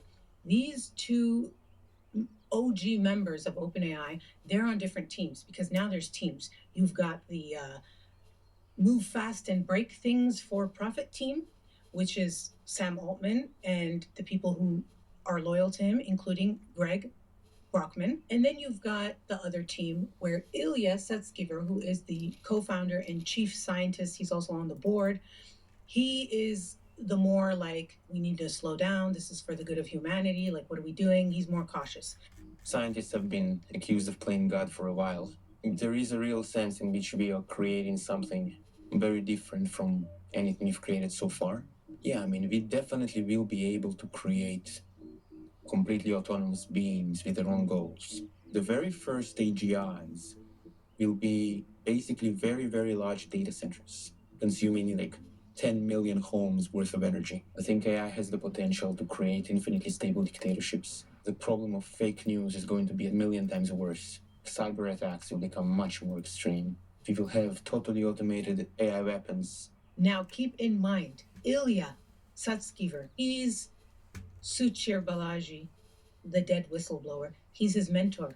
And they both actually ended up quitting OpenAI on the same day, but I'm getting ahead of myself. That happens later. Now, this guy, Ilya Sutskever, his mentor, was the father of AI. Hinton has been called the godfather of AI, and there's a chance the machines could take over. Does humanity know what it's doing? No. And so human beings will be the second most intelligent beings on the planet. Yeah. Ilya and Jeffrey wrote this research paper that was like the groundwork, the framework of AI as we know it today. Jeffrey ended up working for Google and ended up quitting Google because he wanted to speak out about the dangers of AI, in which he said he regrets his life work and he believes that AI has the potential to wipe out humanity. One of the ways in which these systems might escape control is by writing their own computer code to modify themselves. That's something we need to seriously worry about. Remember I told you about the paperclip theory? Like, if you give this this technology too much autonomy, it could destroy humanity to create paperclips, right? There was a program launched called AutoGPT. So it says a system like AutoGPT can generate computer programs. If researchers give it access to a computer server, it could actually run those programs. In theory, this is a way for AutoGPT to do almost anything online: retrieve information, use applications, create new applications, and even improve itself. Researchers, companies, and criminals could give these systems goals like make some money, and they could end up breaking into banking systems or fomenting revolution in a country where they could hold oil futures or replicating themselves when someone tries to turn them off. You'll see over time that the exact thing that OpenAI was created to prevent becomes the exact thing that OpenAI does. And it all culminates to a head. The way this shit went down was wild. Okay, so it started with this warning letter that the employees at OpenAI sent to the board of directors, where they were basically saying that there has been this crazy new breakthrough in the secret program called Q-Star, and it's Q asterisk, but they say Q-Star. They thought that this discovery that the Q-Star program had made would, quote, threaten humanity. Given vast computing resources, the new model was able to solve certain mathematical problems, the person said, on condition of anonymity, because the individual was not authorized to speak on behalf of the company. Though only performing math on the level of grade school students, acing such tests made researchers very optimistic about Q-Star's future success, the source said. Some at OpenAI believe Q-Star could be a breakthrough in the startup search for what's known as Artificial General Intelligence, or AGI. One of the people told Reuters, OpenAI defines AGI as autonomous systems that surpass humans in most economically valuable tasks. The thing that's different with Q-Star, with the mathematical thing versus the LLMs that are the large language models that are also commonly known as chatbots, which is what ChatGPT is. Now, there's a margin of error there with language, because it's not like there's one hard and fast answer and that's it. With math, there is no margin of error. 1 + 1 = 2. Unless you're my previous law school professor who told me that to a lawyer, 1 + 1 = whatever you want it to equal. It's part of the reason why I dropped out of law school, but that's a different story for a different day. So the fact that even though it was grade level math, that they were acing that in its infancy, that means that eventually they'll probably be able to get high level math correct all the time, which is insane if you think about the implications of that. And so that's why that breakthrough was so huge. Now, the problem was Sam Altman was accused by the board and other employees of being very deceptive and lying about things like that. He wouldn't tell them the advancements they made because he didn't want them to restrict them rolling it out or using it. Additionally, he was then going to even foreign companies, investors like Saudi Arabia and stuff like this, and telling them about these advancements. And he didn't even tell his own board. Speaking of foreign investors, what's really interesting is that now with this whole lawsuit that's going on with the New York Times regarding copyright infringement, Sam Altman has come out and is taking the argument approach of saying he wants the government to interfere and rule that his use of copyrighted material should be fair use, because he said the danger is with China. Okay, China has their own AI chatbot. He is saying, number one, he's claiming they stole everything from him. So he's basically like, you stole my stolen shit. Then he's also saying, listen, if we have to abide by copyright, we can't compete with the Chinese chatbots. So it's national interest to rule that this is fair use and not copyright infringement. But it's interesting that he's using the national security argument when he's willing to take donations from foreign investors in the billions and not tell his own board about this stuff. Do you see what I'm saying? This is the same shit that happened and he was accused of doing with Y Combinator. That was the company he was the president of before he also got fired for doing the same shit. He started some side company with his brother. He and his brother were using this insider knowledge to invest into their own side companies and not telling anyone, like double dipping into the shit. And that's the theme, like the greed, it blinds people. So now let's get back to the firing. So when Ilya caught wind of this stuff, Ilya ends up reaching out to him and saying to him, hey, can you hop on like a Google Meet video chat? We need to talk. And Sam's like, okay. And then he's like, you're fired. And then Sam's like, I'm fired? Baby, just wait and see what I'm about to do to you. They say that Sam Altman created a war room in his home when this happened with all his loyal employees from OpenAI, and they started brainstorming like, how do we get back in here? Then he goes to Twitter, Sam, and he tweets this. He says, I loved my time at OpenAI. It was transformative for me personally, and hopefully the world a little bit. Most of all, I loved working with such talented people. We'll have more to say about what's next later. And he did the salute emoji, okay? Then he tweeted again.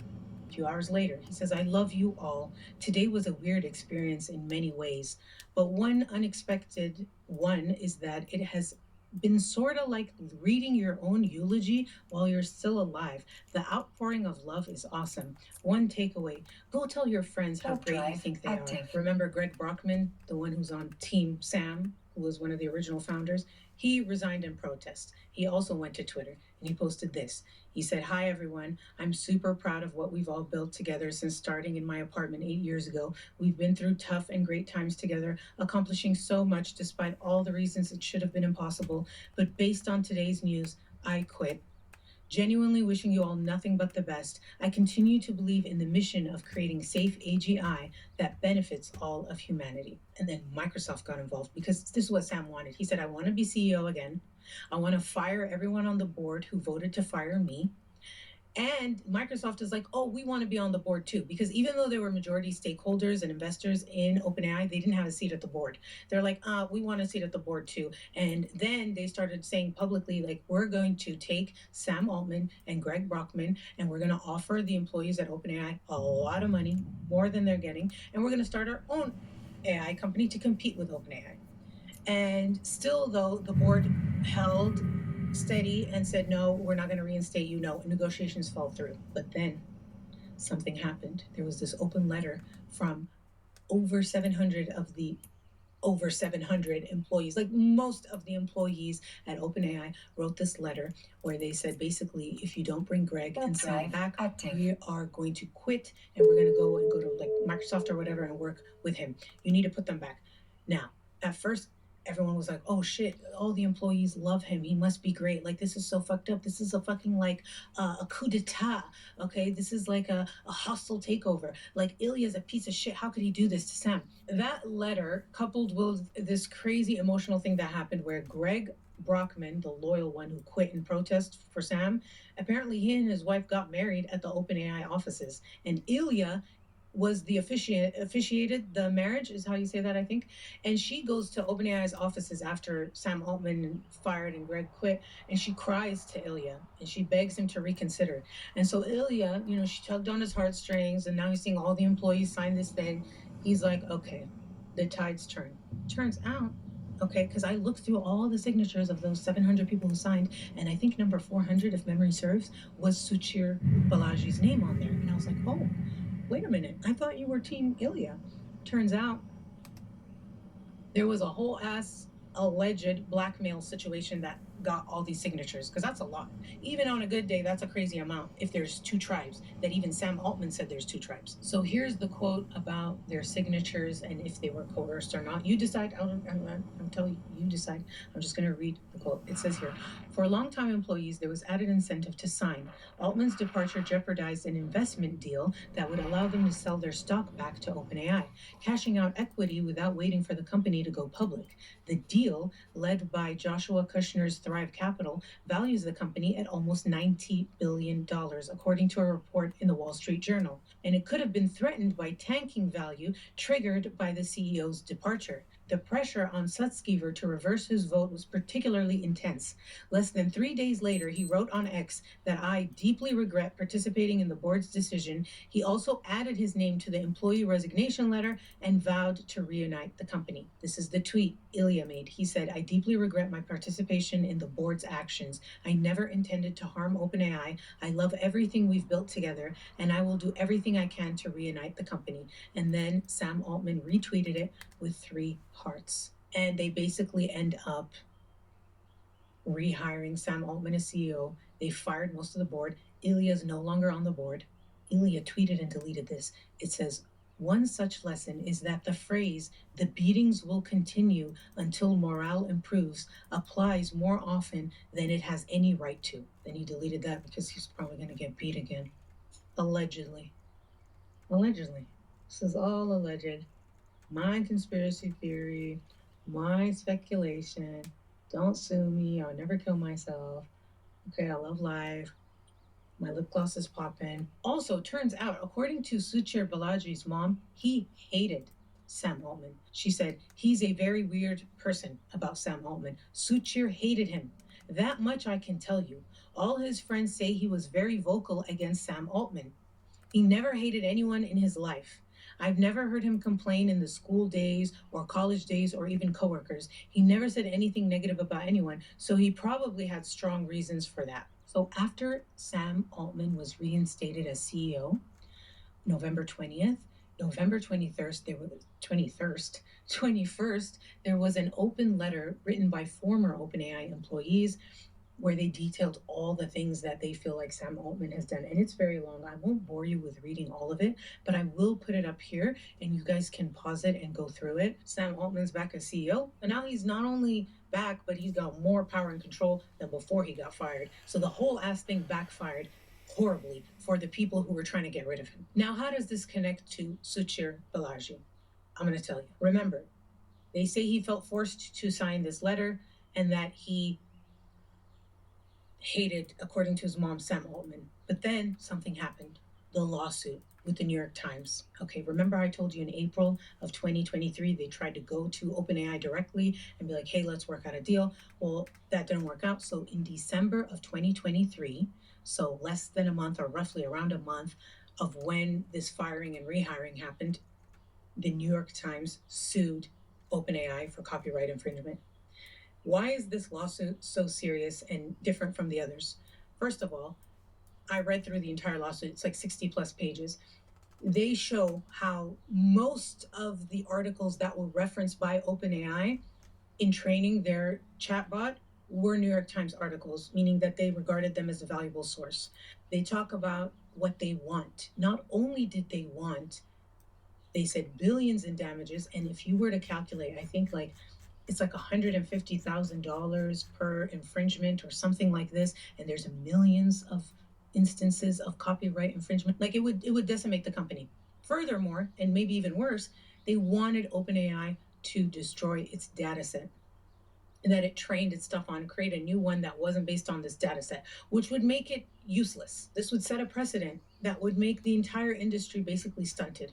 And so that is why this lawsuit was so dangerous. Factor into it the fact that Suchir played a large part in this lawsuit. This is where the conspiracy theories come in as to like a lot of people stood to lose a lot of fucking money if this lawsuit went in the favor of the New York Times with the help of Suchir. December 2023, New York Times sues OpenAI. January 2024, Suchir Balaji purchases a Glock 9mm. Later on, we'll find out this was the firearm that was used to kill him. So now we're in 2024, and it's just more lawsuits, and even more lawsuits from newspapers, actors, Sarah Silverman, like authors, everything. What ended up happening, though, there was this approach that OpenAI took where it would start to work out deals with these publications to settle the lawsuits. They would be like, listen, how about we pay you and we can use your stuff to train our chatbots. And major publications agreed to this, like Associated Press, Politico, Financial Times, like many. The problem is New York Times would not agree. They were like, no, we're suing your ass. We tried to come to you to make a deal. You said no in April. Now it's a year later, and now you want to do some shit with us? No. They're becoming a thorn in OpenAI's side, and they have the most serious, egregious lawsuit against OpenAI. Okay, so now is where it's all going to come to a head, because it is now August 2024.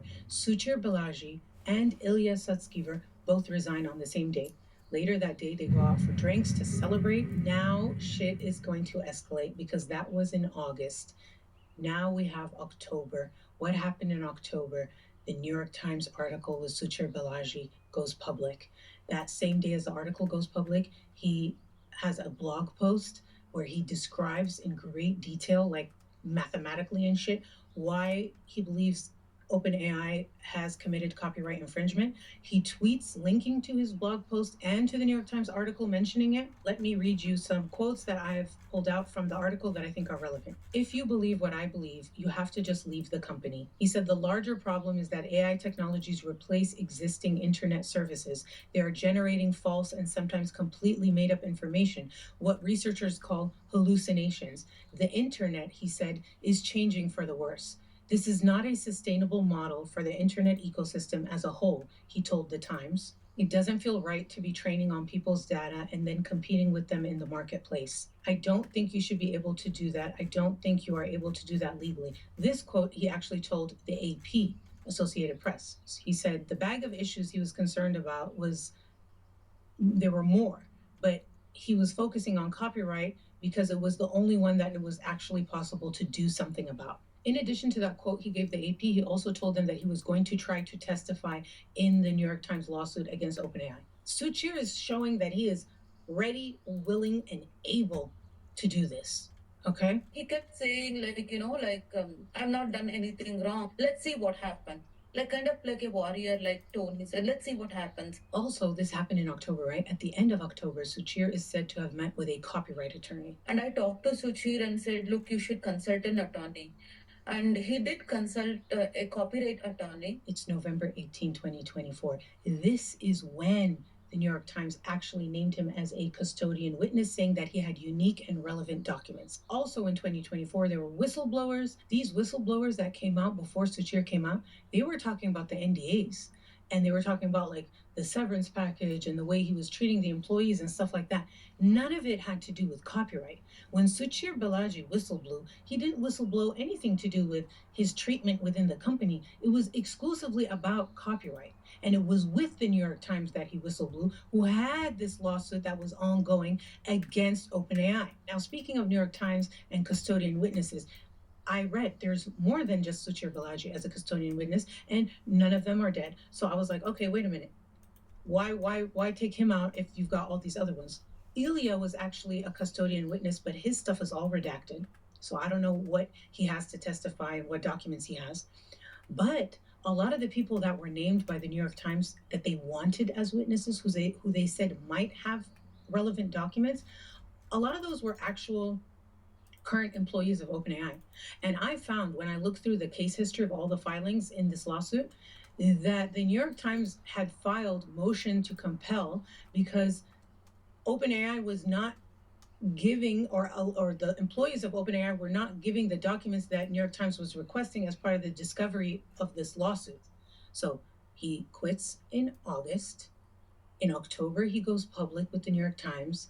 In November, he's named as a witness, November 18th. He's going to end up dead 3 days after this, or 4 days, sorry. They don't know exactly when, but the last time he spoke to anyone or answered his phone or did anything was November 22nd. It's a tragedy that November 21st was his birthday. This is what we know about Suchir Balaji's last days. From November 16th to November 2024, he went to LA for his birthday. Okay, he went to Los Angeles hiking with friends, took pictures. He went to Catalina Island. It was his birthday week. He was celebrating with friends. Then on November 22nd, 2024, there's CCTV footage of him coming back. He's like limping with this huge duffel bag from his trip. He has a phone call at 7:12 where he spoke to his parents. They say he was in good spirits. He talked about his trip and what he did. They said they were going to send him birthday money. He made plans to see them in January. He was happy more. He's not depressed or anything. And it was his birthday week. He made plans of going to CES in January. And then he told them, hey, I'm going to get some food. And the phone call ended. It was about 15 minutes. Then you see him at 7:30 going to get that food again on the CCTV footage in his apartment. He gets the food, comes back with the food. He's got this AirPod in his ear. And that's it. That's the last time anyone has seen. What happened after is a mystery. It was the last phone conversation he had with anyone. He went into his apartment, never came out. November 22nd was a Friday. So over the weekend, his parents didn't hear from him. They didn't think it was that big of a deal. Like, it's the weekend, he's busy, whatever. When Monday rolled around, they didn't hear from him. They're like, okay, this is odd. So you start calling hospitals because he had a bike that he would ride around San Francisco. They're like, did he get hit by a car?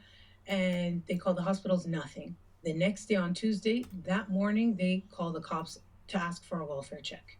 Cops end up showing up to his apartment November 26th around 1 p.m. They go to his apartment. The door is locked. It's bolted shut. They call the property manager who opens the door. Now, this is an interesting part, the bolt, because for me, this immediately I was like, oh, the door was bolted and locked from the inside. No, nobody could have been in there. He was by himself. Well, then I Googled, can you open and lock back a deadbolt from the outside? Apparently you can. So I don't know about this. The parents were saying that when they looked at the autopsy, they say that the GHB level, they wouldn't even put it on the toxicology unless it was over a certain amount, and that it stays in the system for a certain amount of days, and the one that the body makes is a different amount, and that the amount of GHB that was in his body were, quote, sedative levels, especially when combined with alcohol. And so if he had all these things in his system, as the toxicology report says, he wouldn't have been physically able, they think, to do this to himself with such accuracy. That's what the parents' response to this was. The parents also talked about other injuries that were not mentioned that they found in their autopsy, like blunt force trauma, and that his cheekbones were broken, and that it seems like there was a struggle and he was like beaten up before he was shot. It's just two totally conflicting autopsies. So which is it? Now let's talk about the Glock. He had 6 rounds missing from a box of ammunition.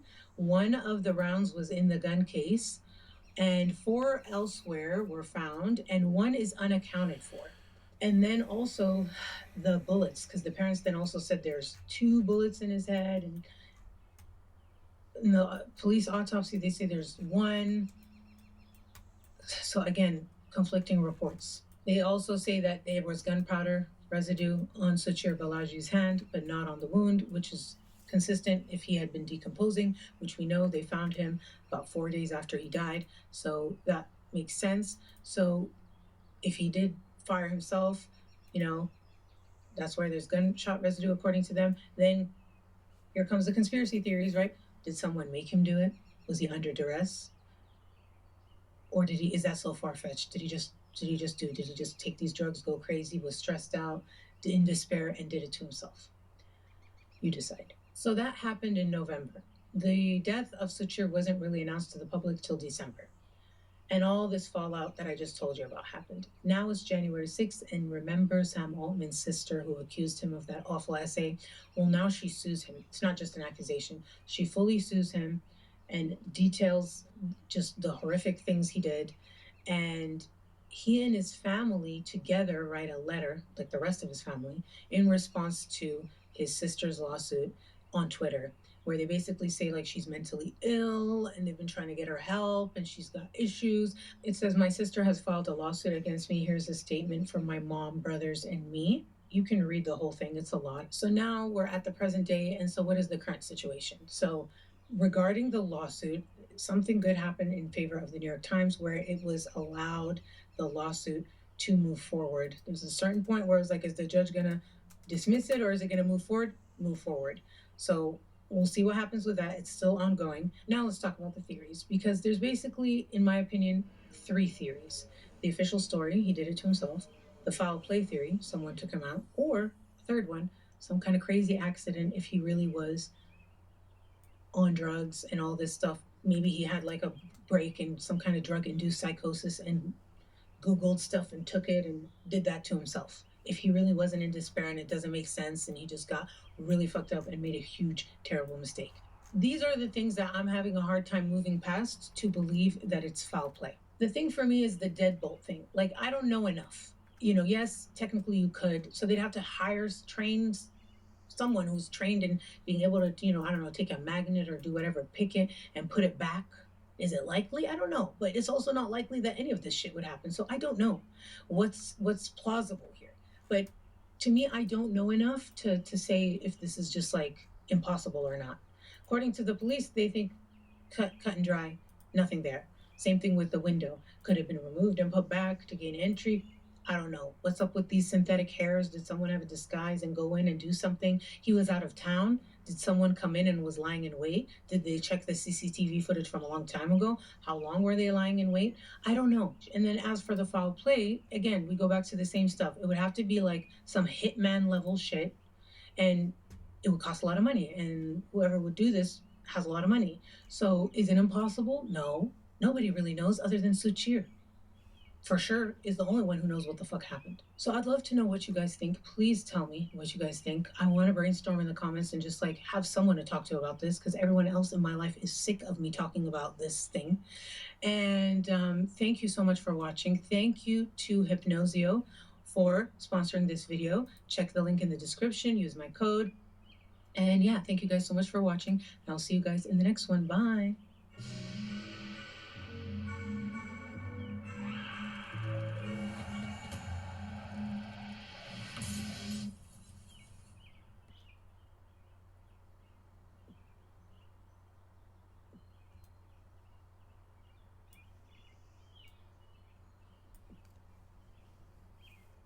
Every parent's worst nightmare. 14-year-old Elizabeth Smart was kidnapped from her home. Police in Salt Lake City say they have hundreds of leads in the kidnapping of 14-year-old Elizabeth Smart. When my case finally came to trial, about 8 years after I was rescued, I felt as I stood up on that stand and as I gave my testimony, it was just question after question after question. I mean, it was just, felt like facts on a sheet of paper. It didn't feel like it was real. It didn't feel like it was really my story. Next, we turn to the latest on the Elizabeth Smart kidnapping. I wanted to say, you heard the facts, but you don't understand what it was like. You have no idea.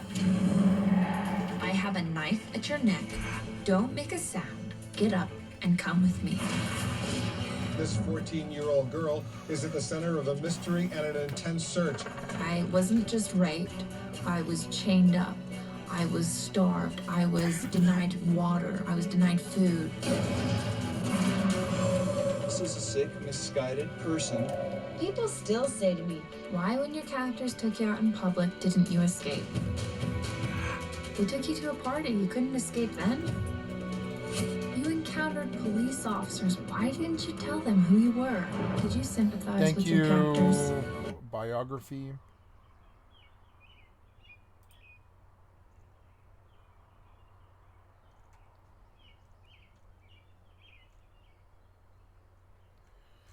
Yeah, these are okay. why didn't you try to save yourself? The truth is, I made my rescue possible. And I want people to know that. It's real. Now, I want to tell my story. The whole story. The real story of what really happened. You scare me a bit. In a good way or whatever. I'm sorry this happened.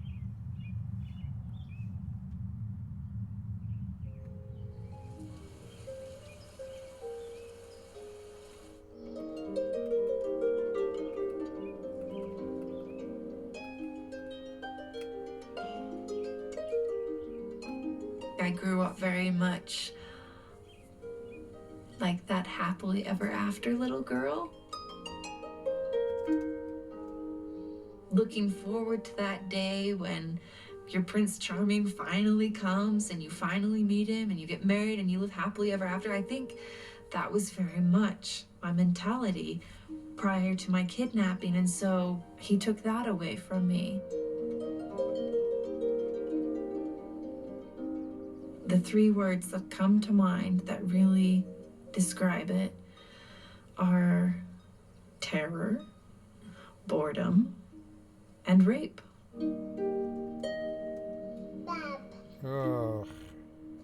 Mm-hmm. I'm sorry.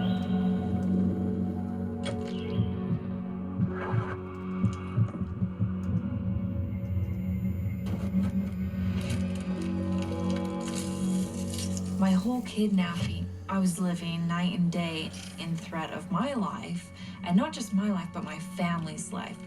It was like Brian Mitchell and Wanda Barzee both were invincible. He got away with everything that he said he'd get away with. So when people would say, why didn't you run? Well, how could I run?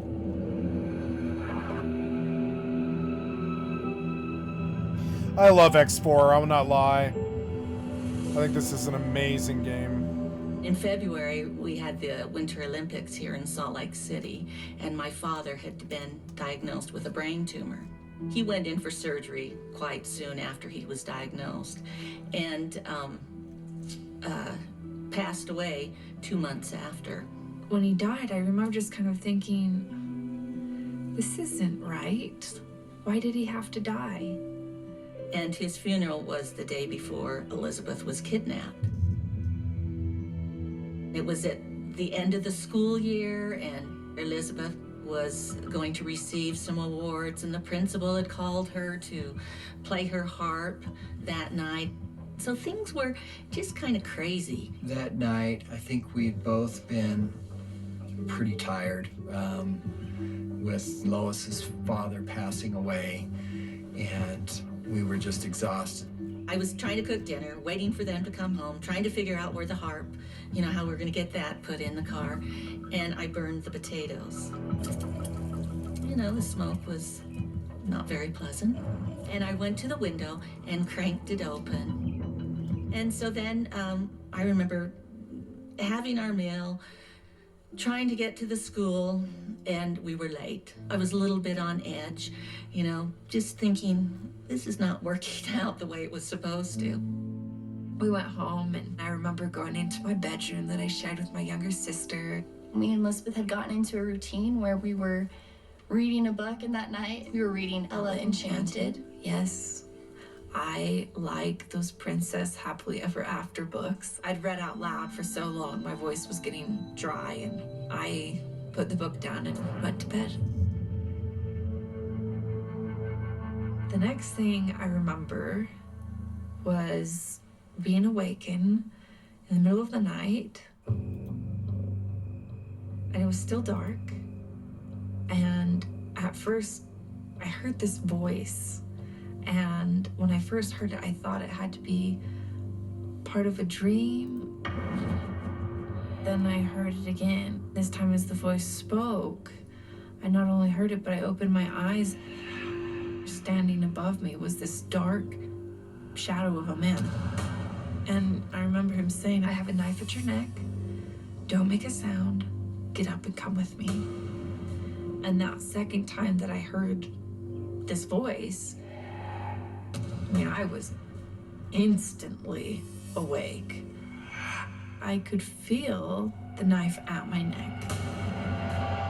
What if I don't do what he says? He might take my sister. He might hurt my sister. I have to go. And she got up out of bed and they went into the bathroom and the closet. Going in to get a pair of shoes meant that we were going outside. We were going somewhere other than my home.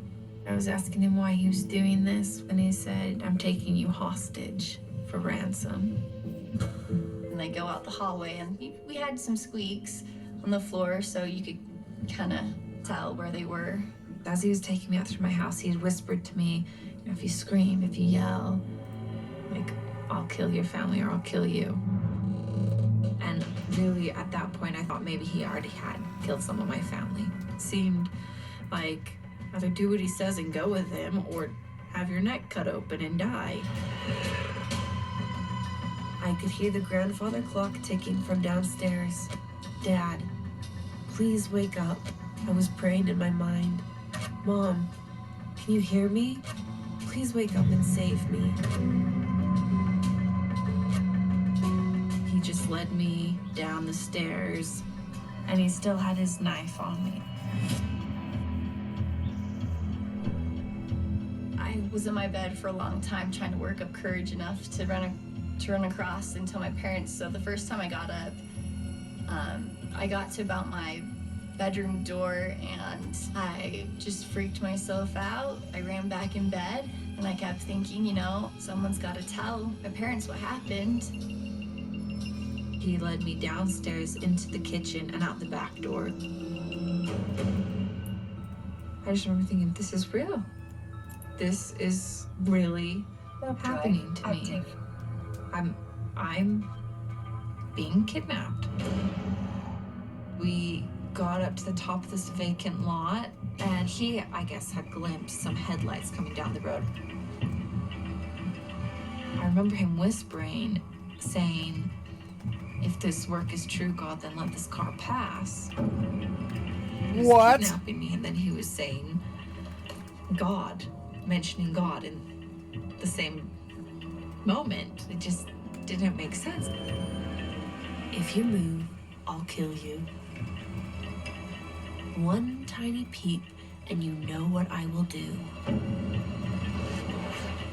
As soon as that police car was out of sight, he was up and running. He had me up and running. We started climbing up the trail. The reality finally hit me. This isn't a joke. This isn't a nightmare. This is real. I've got to run. But he was always right behind me, the knife always at my back. There finally came a point when I remember stopping him and just saying, but if you're just gonna rape and kill me, please do it here. Because in my mind, I was thinking, I want my parents to know what happened to me. I wanted them to find me, even if it was just my body. He had this smile, and it was just, it was bone chilling. And he gave me this smile, and he said, oh, I'm not going to rape and murder you yet.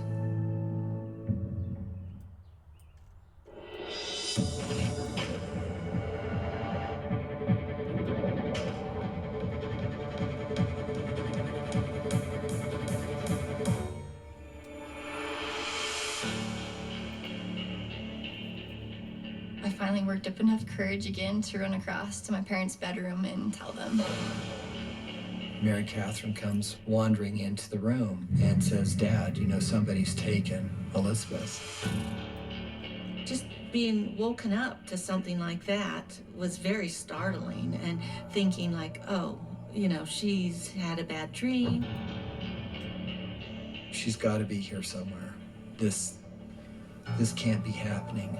The thing I remember first was my dad just coming in here and saying, hey, is Elizabeth in here? Where is she? As I made the rounds upstairs, then went down the stairs into the kitchen, once again from the top, Mary Catherine reiterated, Somebody has taken her. You're not going to find her. And I went running downstairs, and there was a big panel of light switches, and I remember I just hit them all. And as I looked over in the kitchen, I saw the window that I had opened to let the smoke out. The screen had been cut. I could see that. And then I screamed, and that was the beginning of our nightmare, telling Ed we need to call the police. Wow, Elizabeth's gone. Something really awful has happened to our family. There wasn't a handbook on knowing what to do. I remember waking up that night to probably one of the worst sounds I've ever heard, and that was my mom just crying. And I remember going downstairs because I've never heard my mother cry like this. I've never once in my life seen my mom acting the way she was. It was beyond me. But they called the police. I just started picking up the phone, calling everyone that I could, all my friends, family, and, said, I've got to have your help. But the police were called first. I knew it was really bad. My sister was gone. She was my whole world. I knew it was bad.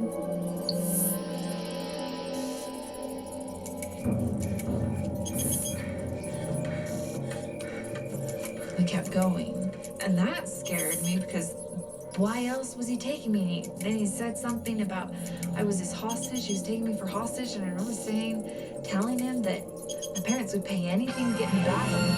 They didn't have like millions and millions of dollars, but if that's what he wanted, I knew they'd get it. I knew they'd do whatever it took to get me back. And we got farther and farther, and I stopped him again, and I said, well, don't you realize what you're doing? I mean, if you get caught, you'll spend the rest of your life in prison. But I promise you, if you let me go, my family won't press charges. And he smiled that same just awful smile. And he told me, I know exactly what I'm doing. And I know what the consequences are.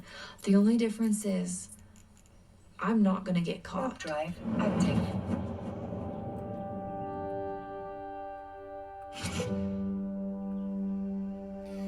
Sounds When true. I was kidnapped, I was only 14 years old, and I had grown up in a very safe environment. I'd grown up in a very protected environment. I wasn't unintelligent, but I was very naive, even for a 14-year-old. Looking back on it, it was like I lived just in a bubble. Life just seemed like, what could possibly go wrong? I don't know, nothing.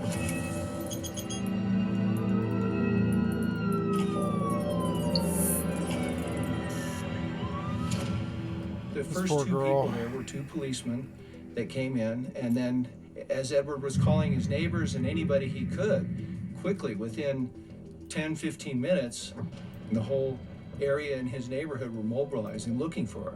Searching, driving the streets, searching all over, trying to find her. And it was about, around 5 o'clock in the morning that I got a call from Ed.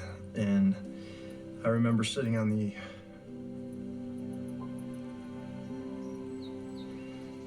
edge of my bed.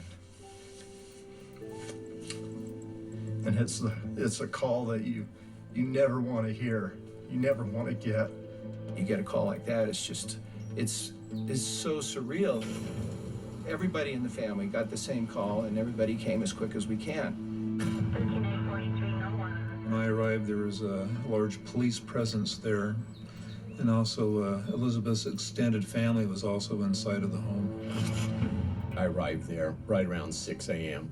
I was just blown away. I've never seen a crime scene that was so totally contaminated. That house should have been sealed, and it wasn't.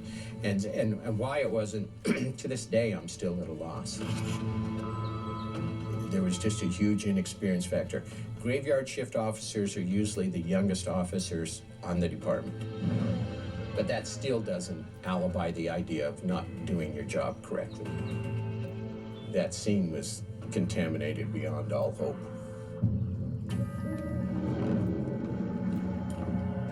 I don't think I'd ever prayed so hard in my life. I just remember thinking of all the scripture stories that I'd learned growing up, you know, Moses parting the Red Sea and manna feeding the children of Israel out in the wilderness for 40 years. And I remember just praying and praying and thinking, oh, please, if you can do all these miracles for all of these others, like, I know I'm not a prophet, but please, like, let me find a way to escape. I remember being scared that maybe a way had been provided and I'd missed it. And that scared me. And he was still right there and he still had his knife. And I remember looking at bushes and thinking, if I ran and jumped behind that bush, would he find me? I remember just being in this panic and this fear that maybe I'd lost my opportunity, but there wasn't realistically an opportunity for me to escape. He always made sure he was below me so that I couldn't run back down the mountain. And it was such thick scrub oak that running up the mountain really wasn't an option either.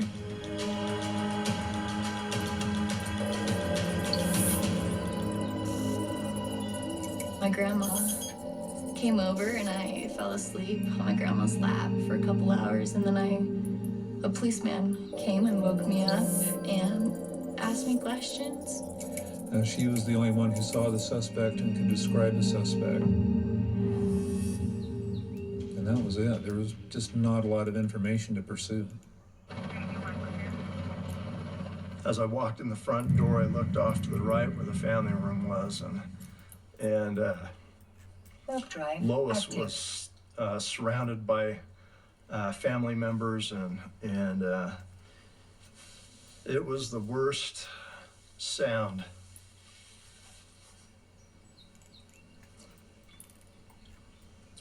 It was the worst sound I had ever heard. Just this eerie cry of pain and anguish. So I walked into the kitchen and I was just kind of wandering around aimlessly. The thing that freaked me out so bad was that I had almost put my hands down on the counter and put prints and so forth and contaminated it. Nothing was taped off. There wasn't a log of who was coming and going. Finally, police say, hey, you can't have everyone in here. You know, you're just ruining the crime scene. I said, well, we're going to get them out of this house. And we need to find out who they all are. And if they don't have ID, then we need to get their names and we need to get fingerprints from them. And it was bizarre. I just thought, so come on, what do we do? What do we do?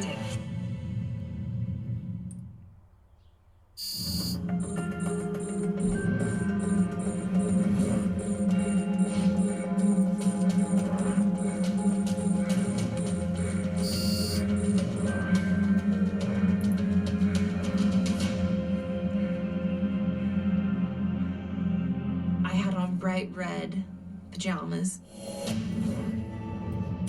The sun was coming up, so it was getting light, and red is a pretty noticeable color. And he was becoming more and more anxious. I remember him saying, oh, he's like, we've got to run across the top of this mountain because you're like a flame. You're like a bright red flame on the top of the mountain. And I don't want any early morning runners seeing you in your lovely pajamas or how lovely you look in your pajamas. Something pretty creepy.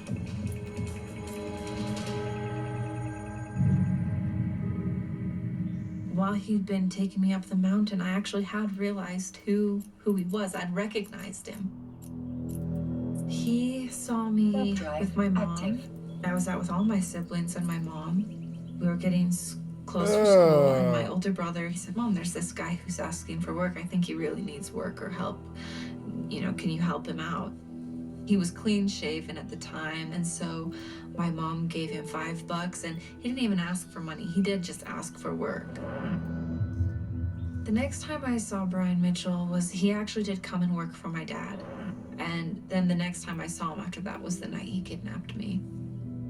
He later said that as soon as he saw me with my mom, that he just knew I was the girl he was going to kidnap. He Ah. actually came down to my house a couple other times to find the best route in which he would take me to kidnap me, kind of scouted the layout and everything. And I remember saying, why are you like hurting this? my family? What are you My parents tried to help you. Why are you doing this? And he gave kind of that same response, you know, you'll find out in due time. We ran over the top of this mountain ridge and we started down the other side. And he told me at this point that his wife was waiting for us. And so I almost had this moment thinking, well, maybe he kidnapped me because they can't have kids. Maybe it wasn't just gonna be rape and murder. As we got further down the other side, he yelled out, Hepzibah. Hepzibah. A voice yelled back, Emmanuel. Oh my God, it was a couple?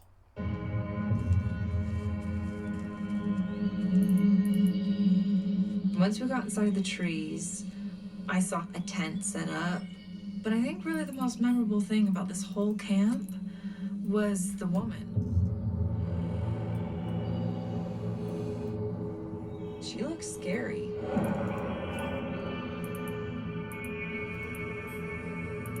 She is a scary witch. Stay away from her.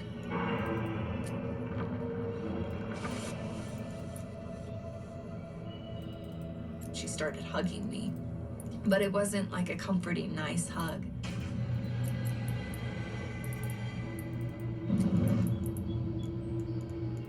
It was like she was trying to tell me that if I ever did anything that she didn't want me to do, I'd be sorry.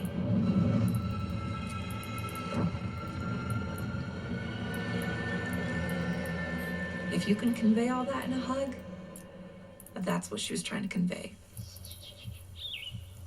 She led me inside the tent and she sat me down on this upturned bucket. I just remember being so terrified.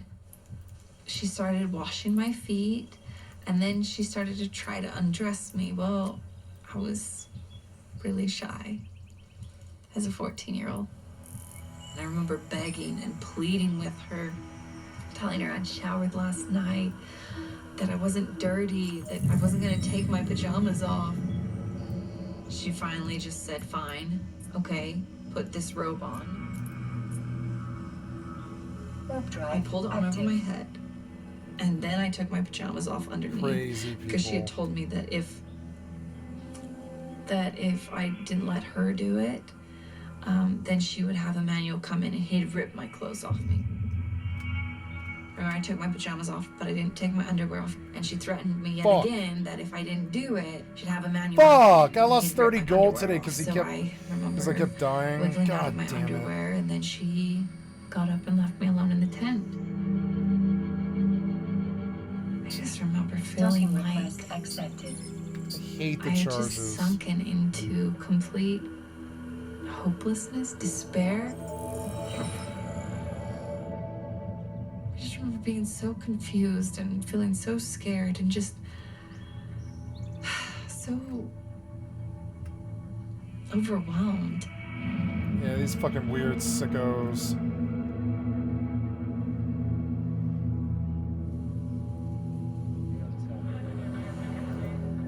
In all child abductions or any abductions, the people that are most prominent in the child's life, they all have to be cleared. And so the family needs to be cleared and eliminated as possible suspects. One of the first things we wanted to do was find out everything we could about the family and the dynamics that existed in the family, especially between the girl that was taken and the rest of the family members. When they took us to the police station, Ed in one car, I was in another, the boys were in another. I said, can't you just take us all together and get us down there?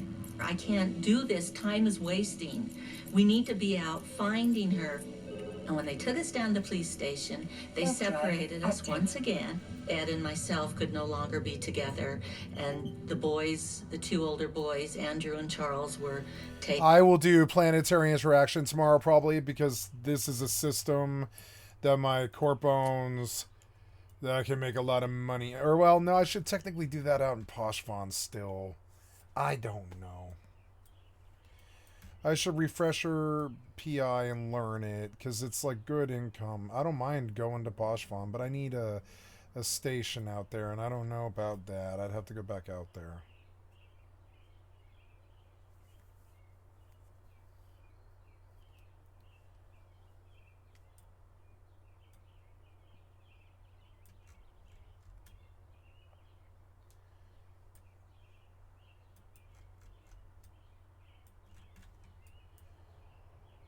This is no longer here, huh? Okay. Duck. Warp drive active.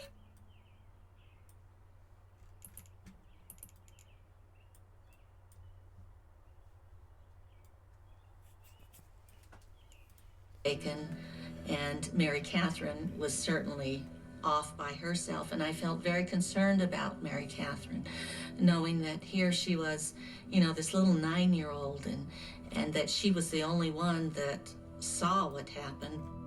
I'd sit in a room for like an hour, just keep asking me the same questions, and I'd give him the same answers. Only a mother can comfort a child and help a child and, Document you know, and request assure her accepted. that it's going to be okay. We're going to find her sister. And so it was awful. That morning or that day is probably the longest day of my life in a lot of ways. It felt like we were in that police station forever. I wanted to answer all their questions the best I could, and just so I could be back with my family. I do remember them just asking very pointed questions over and over and over again, and feeling like they were digging for something that I felt like wasn't there. I just remember the boys coming out saying, you know, they think that I did it. As a child and a parent, you know, it's very difficult because they're already questioning what they did or didn't do or could have done or should have done or whatever. And so when we start asking those questions, I think it's a kind of pouring salt on an open wound. Quickly put aside the idea that something tragic had happened inside that house and maybe somebody got hurt and now this was sort of a cover-up or something. However, we brought in cadaver dogs to search that house just in case we were looking for a body that had been, you know, secretly, you know, hidden away somewhere. Every minute that went by and she was not found, my heart sank.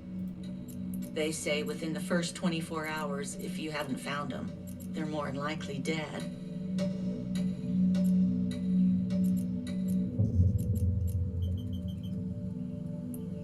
The tent door unzipped, and in came Emmanuel, Brian Mitchell.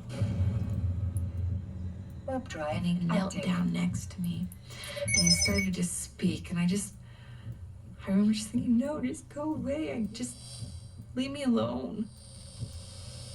I calmed down enough to hear the last sentence.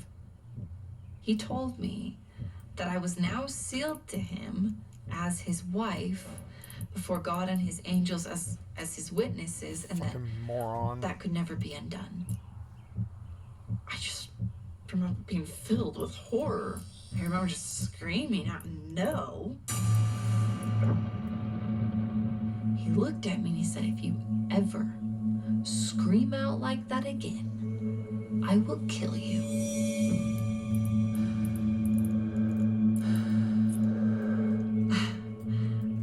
Over and over he said, it's time for us to consummate our marriage now. And I remember thinking, wait a second. Does he mean what I think he means? No. I tried to go over all the reasons why this couldn't be legal or binding, why this wasn't okay. I was 14 years old. Did he realize that? I told him I hadn't even started my period yet. And that stopped him for about half a second, long enough for him to yell out, Hepzibah, is it okay that she hasn't started her period yet? This woman, Hepzibah, Wanda Bar Z, she yelled back, it's fine. No matter how much begging or pleading or crying I did, it just didn't make a difference to him. He physically grabbed me and forced me down onto the ground. I thought you had to face each other. to have sex. And so I thought if I rolled over onto my stomach and I crossed my legs, and I remember holding my arms up just right under my chest so he couldn't touch me, crossing my legs as hard. I don't want to do this part of it.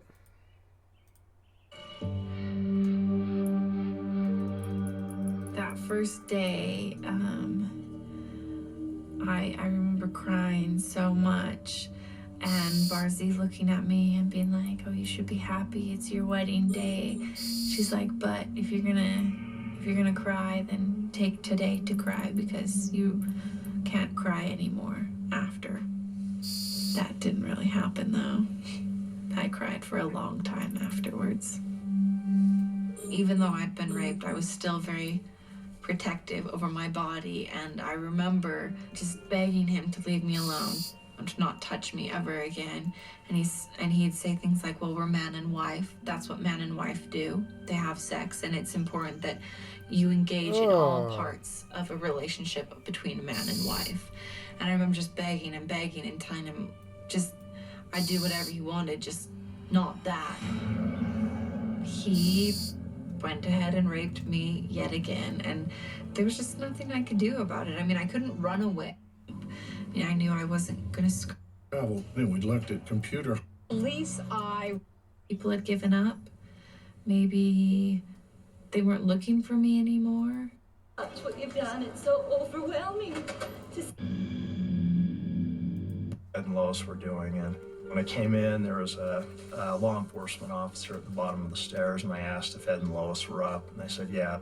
I remember seeing Lois was staring out their bedroom window, looking out over the city, and you could see the anguish on her face, just kind of a blank stare out in the city, and she asked me, you know, where is she? What's being done to find her? And I told her that she had to come to the search center and see this huge effort that would help give her hope. I appreciate so much what you've done. It's so overwhelming to see. They told me people were here, but this is overwhelming. Thank you. I feel your love. I appreciate it. I know we're gonna find her. Thank you. We had over, 10,000 people that came out and helped in searches. And I felt the reason they did that was because they looked at Elizabeth as being their daughter. You know, this could have been my daughter. And they would hug me and, you know, try to console me by saying, "Oh, we'll get her, we'll find her. You know, she's not far." And that brought somewhat peace to me, knowing that I wasn't the only one that wanted her back, or I wasn't the only one that was looking for her. At a point, she became everybody's girl.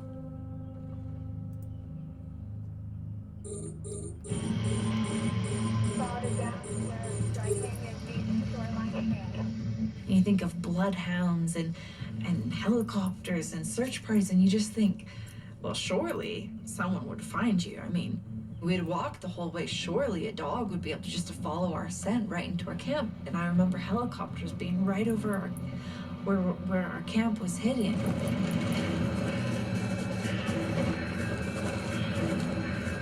The helicopter felt like it was right above us, and the trees were blowing down, and the tarp was shaking, and the tent was being blown down.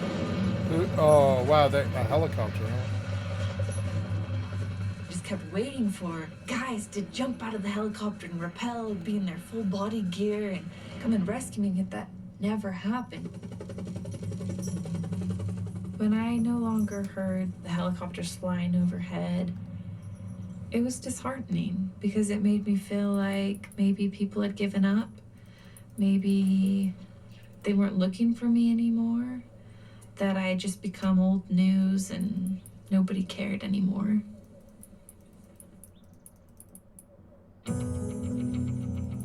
Okay, next we turn to the latest on the Elizabeth Smart kidnapping. Police confirming they have taken 12 computers from the family. We hope they do their job, and if that means we come under scrutiny, then so be it. police eye relatives in probe. All of a sudden, there's a story in the Salt Lake Tribune that it looks like it's an inside deal. It looks as though the screen was cut from the inside. And it also said that there had been a family member who had not passed his polygraph. That's according to police sources quoted by the Tribune. You have to have sleep or you can't function, and you'll just break down. Maybe one brother doesn't like another brother. Don't get me wrong on that. This family is we love each other. We love each other more than any brothers possibly could. In my case, I went for 5 days without sleep, and then I was polygraphed, and there's no way you're going to get anything other than inconclusive after 5 days of no sleep. When you're innocent, things, yeah. I can guarantee it. I've had many innocent people fail polygraphs. And especially in cases that involves kidnappings or child homicides, there's an awful lot of innocent family members that show up guilty on a polygraph because they feel guilty. They think that there's something they should have done better that would have protected their child, and their child. No, it's just some sicko. Would be dead. It lasted 7 hours, and I was inconclusive. It was like getting gutted, basically. All of the family and the extended family, I mean, we'd looked at them. We'd looked at their credit card, their travel, and we'd looked at computer hard drives, and we'd found nothing to implicate those family members. Although there were still elements who kind of still thought it was going to come back to that. In that particular case, the way that that was leaked, what we had some people that were trying to probably push forward their theory in the investigation. The family's disappointed by today's Salt Lake Tribune article, which is highly speculative and implies it's unusual to investigate the family in this type of case. Investigating the family is common practice. Things just turned on the family really bad at that time.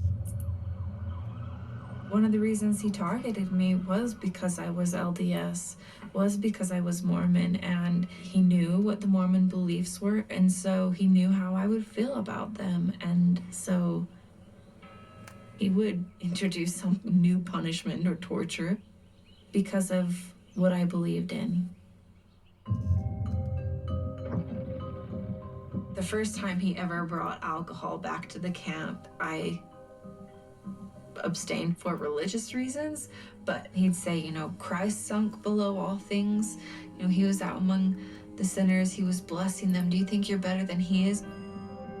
I kept refusing and kept refusing. He said, well, I'm not gonna let you sleep either. I'm not gonna let you have water. You can't have any of this food until you drink this wine. And I just had this tiny little sip. And he said, no, you have to drink the whole cup. And then he poured another cup. He said, Gotta go "Now pee." you have to drink this one as well. And so that's what he'd do. He'd have me drink and then he'd rape me. I was there for him to do whatever he wanted to do. Joining us this morning from Salt Lake City, Elizabeth Smart's father, Edward Smart, and her uncle, David Frankham. BRB. Anything new, anything hopeful? I'm unaware of any new, really conclusive leads. One of our first priorities was getting a list of all the people that worked at the Smart residence. He had somewhere in the neighborhood of 60 contractors who had worked on that Christiana house. Richard Reese was one of the people that was given to us on the list as having worked around the house. He was a handyman in the house. He was familiar with the kids in the house. He had a long history of drug abuse. I mean, Richard was a career con. I think he probably spent more of his adult life in jail than out of jail. Reese behind bars at the Salt Lake County Jail on a parole violation. We did feel like he must have had something to do with it because it was not beneath him to steal from us. I mean, stolen jewelry and different artifacts from, my parents' home. He did this late at night, coming around the bed, the whole MO. It looked very, very compelling. First, I was shocked he was out of prison, but then I was shocked that he was actually working in this house. He shot at a cop during a pharmacy burglary. He's a dangerous, bad guy, and that's sort of how he came into play so prominently.